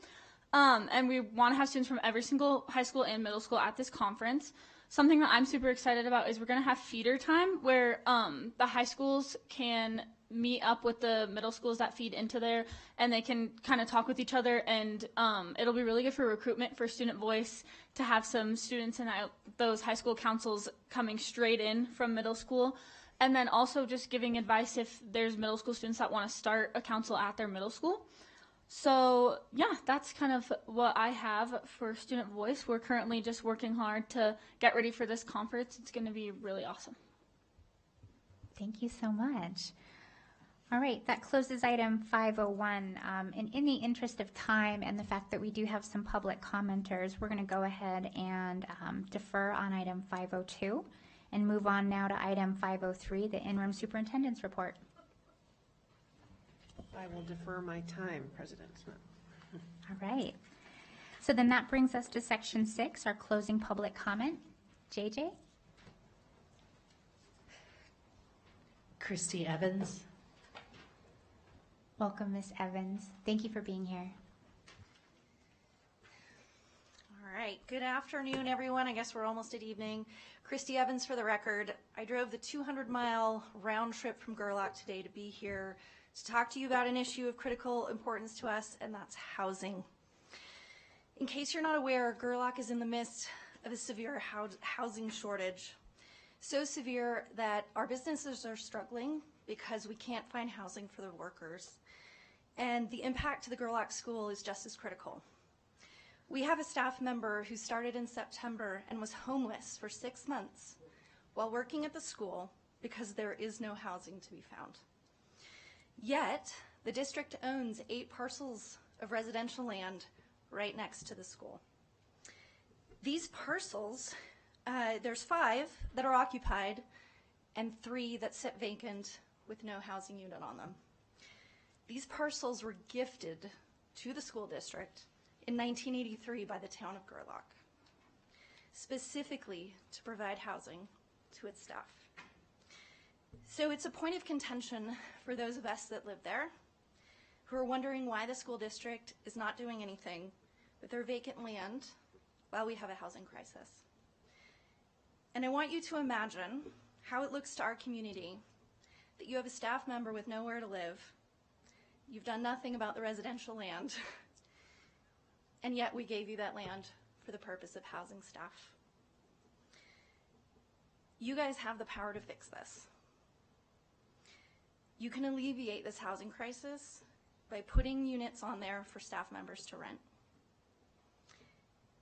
The Gerlach K-12 school ability to educate our children depends upon hiring staff, and they need housing. The timeline here is not a couple years, it's a couple months. The school has 3 critical positions that are up for hire for the next school year. They cannot hire if there's nowhere to live. I've heard that the district is not interested in being a landlord. I get it. But Gerlach Schools have been providing housing for its staff since the 1960s. Gerlach is a town unlike any other in Washoe County, and Gerlach School is unlike any other in this district. Housing for our staff has always been and continues to be a necessity in rural Washoe County. So on behalf of my neighbors, who understandably can't necessarily make the drive to be here, I'm asking you today to take action on this. For what it's worth, our principal has been trying for a couple years. Nothing has been done, and so we as the community are now coming to you to say something has to be done. So thank you. Thank you very much for your advocacy. We really appreciate that. And thank you for that drive. Avery Zurich. Hi, Avery. Welcome. Thank you for being with us. Hi there, I'm Avery Strink. I'm a high school senior at the Academy of Arts and Careers Technology. It's come to my attention that funding for transportation to national competitions and conventions for the CTE program has been cut. I personally have competed in Skills USA for the past 2 years, placing first in state last year, and then placing top 9 in the country in the World Skills Pre-Trials. Now, an accomplishment that the district shared a lot through social media. Now, this experience has been great. It's helped me a lot with not only with the technical skills, but I've also learned a lot of soft skills like my resume building, my social aspects for workplaces. They've improved tons through this. I wanted to share my experience with the rest of my schooling there, so I've taken a huge role in both promoting Skills USA and preparing competitors. So I've loaned out personal gear, and it's good because these kids are driven. They've the ones competing this year, actually tomorrow, they have spent a significant amount of their spring break at TMCC training as much as they can. And it is an absolute kick in the face to not only me, but my teachers and everyone else who's worked to make sure those students are national competition ready to say that they can't make it without funding. So I please beg you, provide the funding that was promised so then we can build our CTE program. Thank you. Thank you very much, Avery. We appreciate you being here. Karen Surik. Hi, Ms. Surik. Welcome.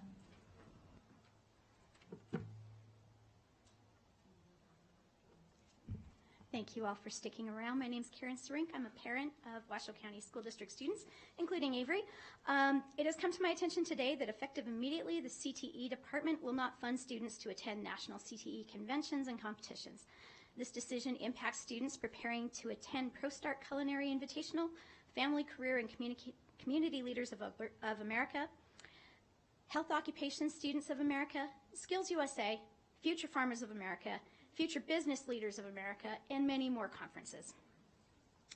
Not only are these events educational, providing students a venue to learn valuable lessons and test their mettle among the best in the country, they're also life-changing opportunities for students to receive mentoring and make connections with industry leaders.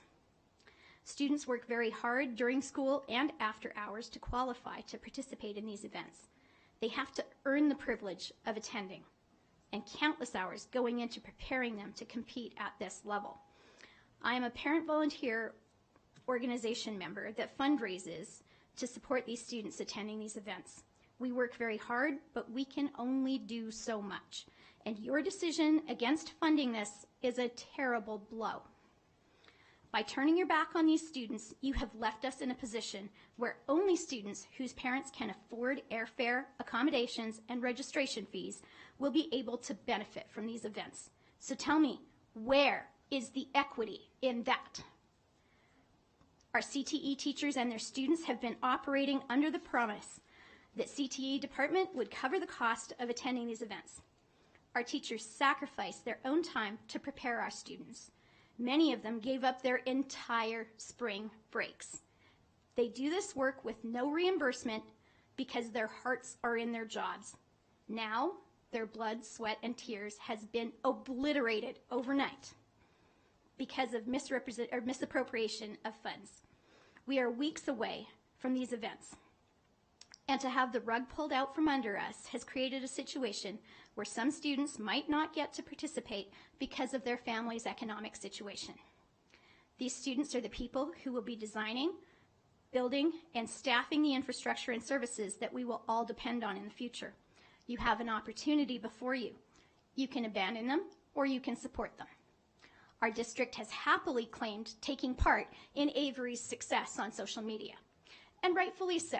His teacher is phenomenal, but it's time for you to put your money where your mouth is. We're just weeks away from this event, and I would like to speak briefly to Dr. McNeil's point about defending the DEI department because there are employees behind those decisions. There are about 100 CTE teachers and thousands of students who you told today are not a priority. Thank you very much, Ms. Sarek. We appreciate you being here. Hey, everyone. Thank you. Carl Koplik. Welcome again, Mr. Koplik. Hello again. Carl Kopek for the record. Still here from Gerlach, Nevada, 100 miles each way. I will not try to endeavor not to beat the horse again and speak to something new, and that is the value of Gerlach and what it means to Washoe County. We are a remote frontier community. What is Gerlach? Why is it relevant, and why should you even fund a school out there? For starters, the roads that are plowed out of Gerlach cover an immense area between Pyramid Lake, basically, and the Oregon border. That outpost of county maintenance is vital. The interstate commerce that piles through Gerlach is completely maintained by the work that's done by our county maintenance facility. Further, the Burning Man Festival, which brings tens of millions of dollars of sales tax revenue, is based out of Gerlach, Nevada. There's a cadre of almost 40, 50 people that are permanently based there that provide a huge amount of labor year-round to provide that are the infrastructure and the backbone of that festival. Whenever you open a piece of literature touting Washoe County, the first thing you see is Burning Man. It might not be popular with everybody, but it's certainly popular with the people who generate revenues for this place. Next, that school itself is a magnet and a beacon to the area. The infrastructure that has been developed in that area, in the school, and what it provides to the region, and the Empire mine that sits contiguous to Gerlach is absolutely vital. That mine was, until the economic crisis shut it down for a short while, the oldest continuing operating mine in the state. That place is in business since the turn of the century. And its ability to attract its workforce is contingent on the quality of the education that's produced in Gerlach, and that quality of education is contingent on the housing stock in Gerlach. So we beseech you all to step up and improve what we have there and not let it slip further into the abyss. That is my long story short. And lastly, since we're talking about athletics, Gerlach has no athletics whatsoever. It is walking in the woods.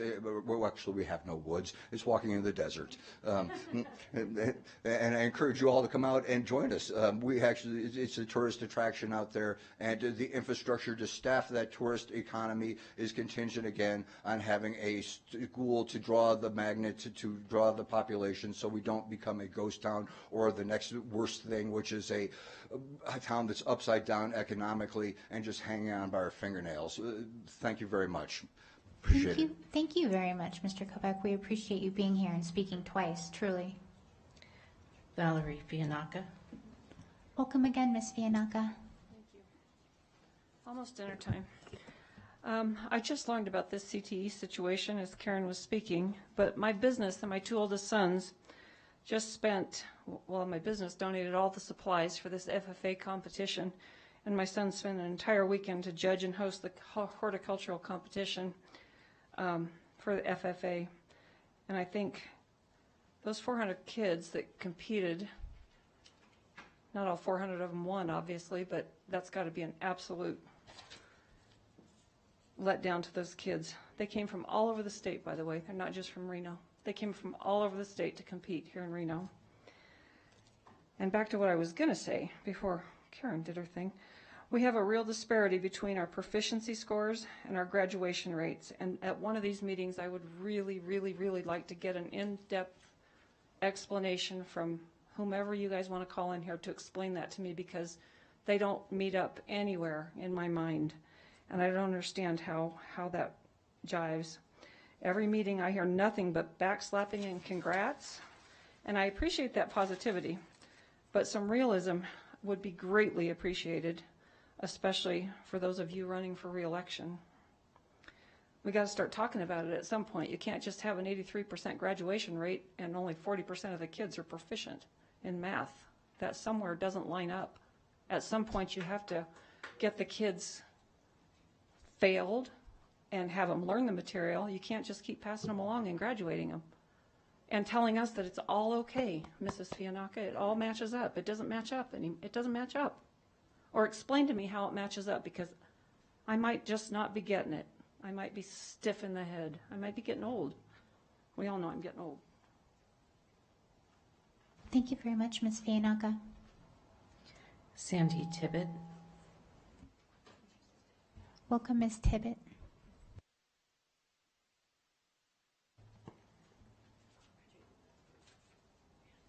Thank you. So I look forward to the day when I can come to this podium and praise a Board of Trustees who actually have demonstrated an unwavering commitment to protecting our children from sexual predators like the ALA. Sold is about a 13-year-old girl who is sold into the sex industry by her father. And she's held captive at a brothel and has to prostitute herself in order to pay her debt. This is not content for middle schoolers, but unfortunately it is in 5 of our middle schools, along with all the high schools. Child sex trafficking right there. Lawn boy. The school district's website describes this as about a young American Mexican or Mexican American, not too many years out of high school. I feel that you've used that description to appeal to younger readers, because in reality, he is a 22-year-old who is struggling to find a job with no means of transportation and lives in a shed on his mother's property and takes care of his mentally ill brother. What high schooler is going to relate to this content? Nowhere in the description of this book does it say it also contains vulgar language. And you can see I passed out some handouts. You can read it if you care. Obviously you don't.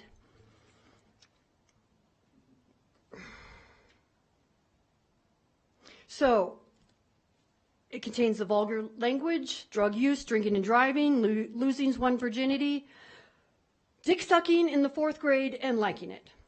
I provided you a page, 91, so you can read it for yourself. So how long before this one is in our middle schools? Or is it already hidden in a teacher's private collection? It doesn't belong in the schools. Page 66, Out of Darkness. Shh, he said. He took one of her hands in his and squeezed. Come on over here. He pulled her to her feet, close to him. He shifted in his pajamas, and the part of him that made him a man stuck out, reddish purple and frightening. She had never seen one before except on a baby. This was different. He lifted her hand to his mouth and licked it. Then he lowered her hand down and closed it around the hardness. His hand moved hers. This left hand gripped her shoulder, pressing her head against the hard, flat plane of his stomach. She watched her hand move back and forth like it didn't belong to her. In the distance, she heard the train pass. A moment later, the thing leaped. Henry's whole body shuddered, and a hot mess lay across her palm and between her fingers. Henry wiped himself quickly with the handkerchief. Thank you very much, Ms. Tibbet. We appreciate you. Doesn't belong in the schools. Thank you, Ms. Tibbet. That's your You warning. need to get rid of it. This needs to go on the agenda immediately. We're done. Thank you, Ms. Tibbet. Please, don't make me do it. Please leave. We appreciate your comment. I want you to take these books out of the schools. Recess. Out of the schools. I will be quiet. I'll be quiet when you take these books out of the schools. It's pornography. Don't be arrested for child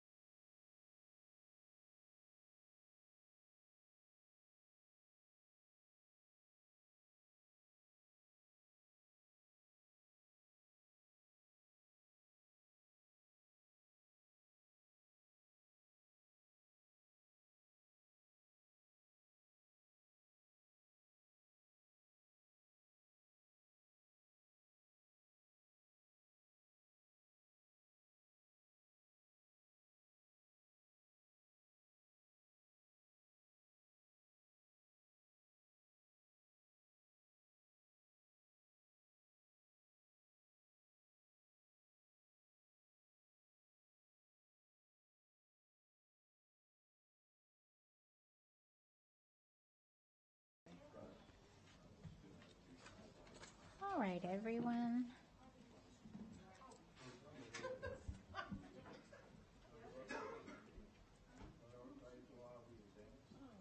All right, it's 6:05 p.m.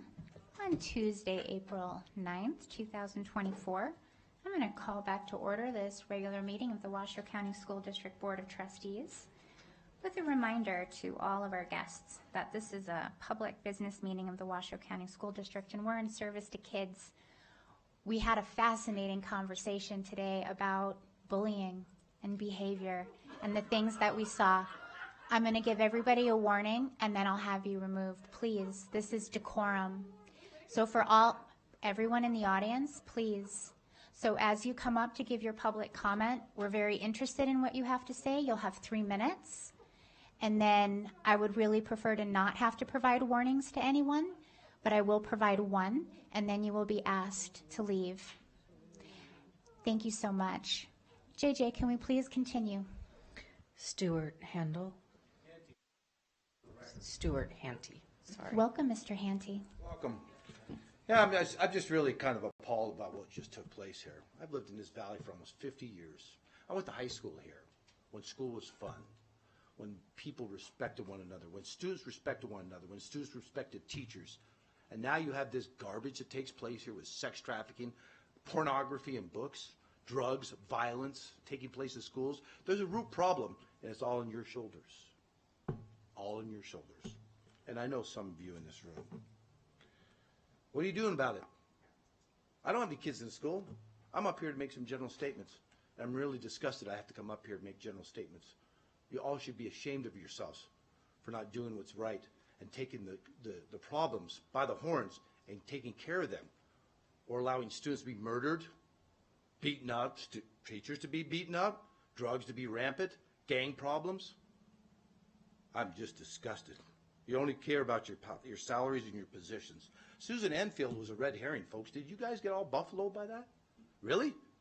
Oh gosh, I was so hurt about she wanted a $48,000 cost of living increase from a $350,000 salary. Please, come on.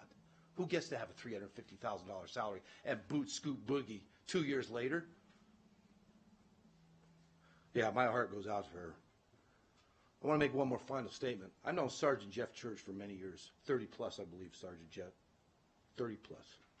What you people are doing against him is reprehensible conduct.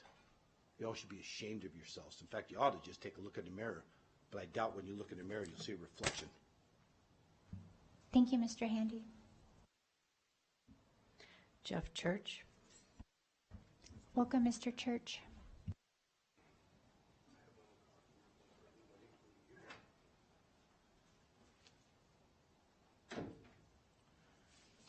Hello, Jeff Church. Couldn't speak for board report, so here I am. Number one, I'm going to put on the record the third page of Mr. Gomez's application that states that these are public records. Got a couple nice pictures here taken at board meetings where we posed for pictures, some pretty good ones. Looks like it was probably taken by our photographer using department time, department resources. Great pictures, except they're on Vote Joe Rodriguez website. Vote Joe Rodriguez, Twitter, X, whatever you want to call it. Mr. Rodriguez, you do not have my permission to use my picture on your website. I do not endorse you. Please remove it. Please do not use department resources for your election.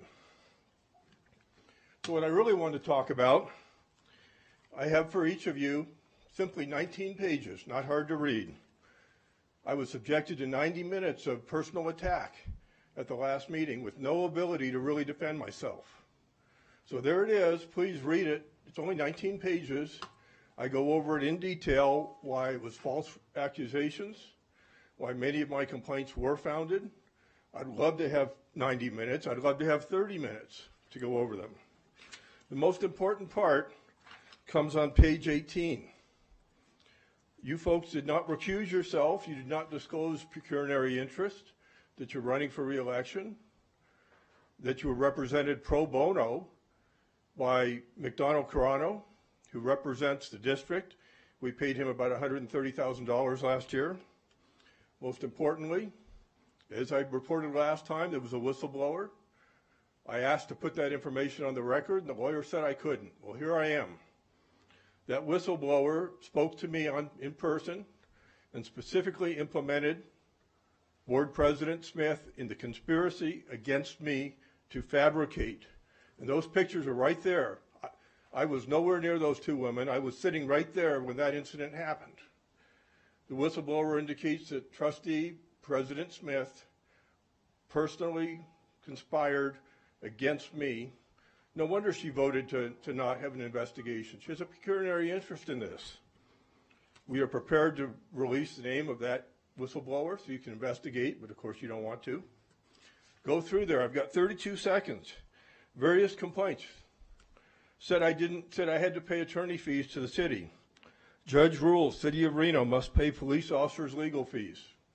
You said I had 4 complaints while I was a trustee. I had 1. Factually wrong. When are you going to apologize? What you acted on was factual misinformation, and under Robert's Rules of Orders, you can rehear that. You can reopen it now that you have the facts here. You have 19 pages. Thank you. Thank you, Mr. Church. John Ippolito. Welcome, Mr. Ippolito. Wow, mine's not going to be near as exciting. John Ippolito, teacher, 6 years. Now I'm with Protect Nevada Children. You can find 1,500 of us on Facebook at Protect Nevada Children. I was listening to the presentation earlier about the bullying, and this is one of the, I have 4 kids, and they've all gone through the district. And this is one of the reasons I kept my kids off of cell phones until they were 16. Unfortunately, the school district somewhat got involved, and for my second child, I had to get her a cell phone when she was 15 because she needed it for school. So part of the problem is you guys, not only are you not helping with the solution, you're getting these kids on these devices. And I think a couple of us know for years the kids have been using their district-issued devices to watch inappropriate content, including pornography. And you guys know that. And you never take responsibility for it. The last time was at Nick Polikitis Elementary, where elementary school students figured out how to use their district-issued devices to watch pornographic videos on Pornhub. The district doesn't take responsibility for this. You punish the children, kind of, and it's very problematic. You guys are the problem many times, not the solution, unfortunately, and you could be. And I got a little bit of time to talk about the data. A month or so ago, I sent you guys an article from NPR that says why people want the student data. And I know some of you are concerned about it, but we never get to have a public discussion about it. And we're way past time. And in that video was a little different than the text. So if you go back, if you want me to resend it, I'll resend it. But I think the video had more than the text. And it's very problematic. And in our school district, the data lives in Infinite Campus. We all know that. Nobody seems to care except a handful of us. And if people want to understand Infinite Campus, well, Infinite Campus is the most massive database ever created on children in human history. And it's not just grades and attendance. It's medical, psychiatric, discipline, and this stuff lives forever. And a lot of it is shared with the state, the SANE system. But if people want to somewhat understand why Infinite Campus is so harmful, I love when you guys just look down when we talk. It's disrespectful, Kristen. That data in Infinite Campus, if you want to understand it a little bit, you can go to protectnevadachildren.org, protectnevadachildren.org. And if you have kids in the school that are under 18, you can request in the bottom of that, on that web page, there's a way to request all the data that will be stored on your kids forever. John Ippolito, Protect Nevada Children. Thank you. Thank you, Mr. Ippolito. Bruce Foster. Welcome, Mr. Foster.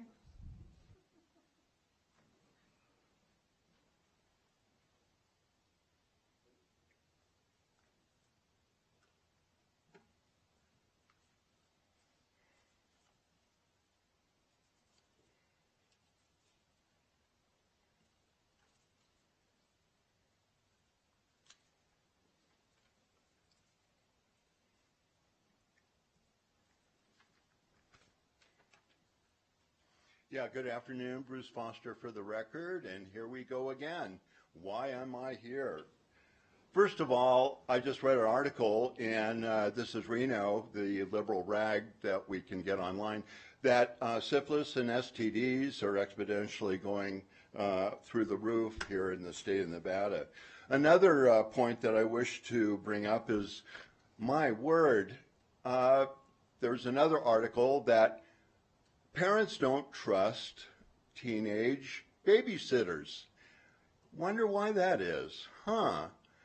And then I see that we have men here, I'll use the term loosely, and they may have teenage daughters, and I'm just wondering if parents would allow them to babysit, knowing that these men, minus one, would allow and continue allow, as we've been working on feverishly, to get these pornographic, sexually explicit books out of the schools.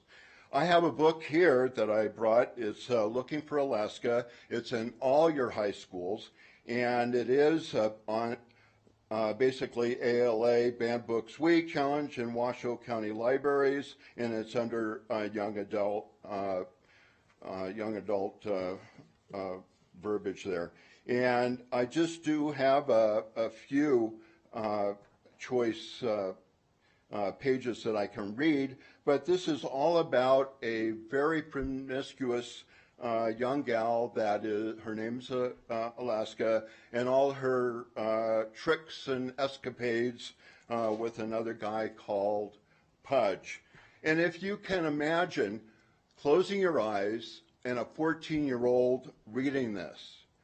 And we found plenty of porn magazine haphazardly stuffed in between mattresses and box springs. It turns out that Hank Walston did like something other than basketball and pot. He liked jugs. But we didn't find a movie until Room 32, The Bitches of Madison County. Well, ain't that just delightful? We ran with it to the TV room, closed the blinds, locked the door, and watched the movie. It opened with a woman standing on a bridge with her legs spread while a guy knelt in front of her, giving her oral sex. Mr. Foster, this is your warning, please. And a woman Feel free to crouched read on the her portions hands. of the book that aren't President sexually Smith, explicit. I thought I This gave is your you warning. a lesson on our First Amendment right, and you're infringing 4 out of my 5. She kept saying, "Give it to me," and moaning, and though her eyes, brown and blank, betrayed Thank her you, lack. Mr. Foster. Okay, thank you. But the Thank you, rest Mr. is Foster. there. Your time is up. Perverse. Janet Butcher. Welcome, Ms. Butcher.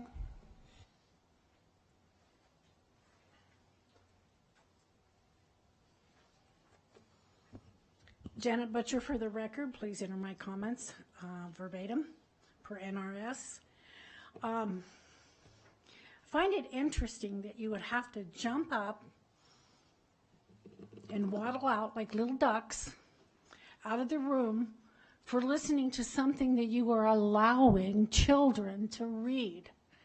So if you say, "Oh, this is a business meeting," I'm sorry, Ms. Smith, if I'm interrupting your writing, that it can't be read, but you're allowing these children to read it. Next thing I want to talk about is a couple years ago, I was at one of the meetings, and I watched Angie Taylor get up here and malign Trustee Church. Thank you. See what happens when you get 76? Anyway, she was like this and that, and she was like, but at least last meeting when the attorney did his litigation, he didn't jump around and act like a fool. So this has been going on against Trustee Church. His people voted for him. His constituents voted for him. And you guys don't like him because he wants to make a good difference. You guys want to hire somebody that's going to fold into your mold. I disagree with that guy, or whatever one of you said, that we need somebody that's going to fit into our little compartment. We need somebody that's going to come here and fix the school system. It's atrocious. The next thing is, last trustee, when the trustees from a different district ran, I asked the question, were they going to use this as a board to jump into the next election or the next thing up? And I guess Trustee Rodriguez is. And then last, I think that as president, Beth Smith, since she is campaigning, should not be running these meetings. It's unethical. She should resign as president. Thank you, Ms. Butcher. The board received emails from Colby Reardon with the Washoe Schools Principals Association, Lena Courtney, Seth Schrenzel, Amy Katz, Tony McMillan with the Washoe Professional Technical Association, Judy Conley, Zoe Bray, Linda Miller, and Dr. Abigail Harper. Thank you so much. All right, that closes our public comment period and now moves us on to 6:02, our next meeting announcement, which is Tuesday, April 23rd, 2024. And then item 6:03, adjournment at 6:21. Thank you so much. Bye-bye.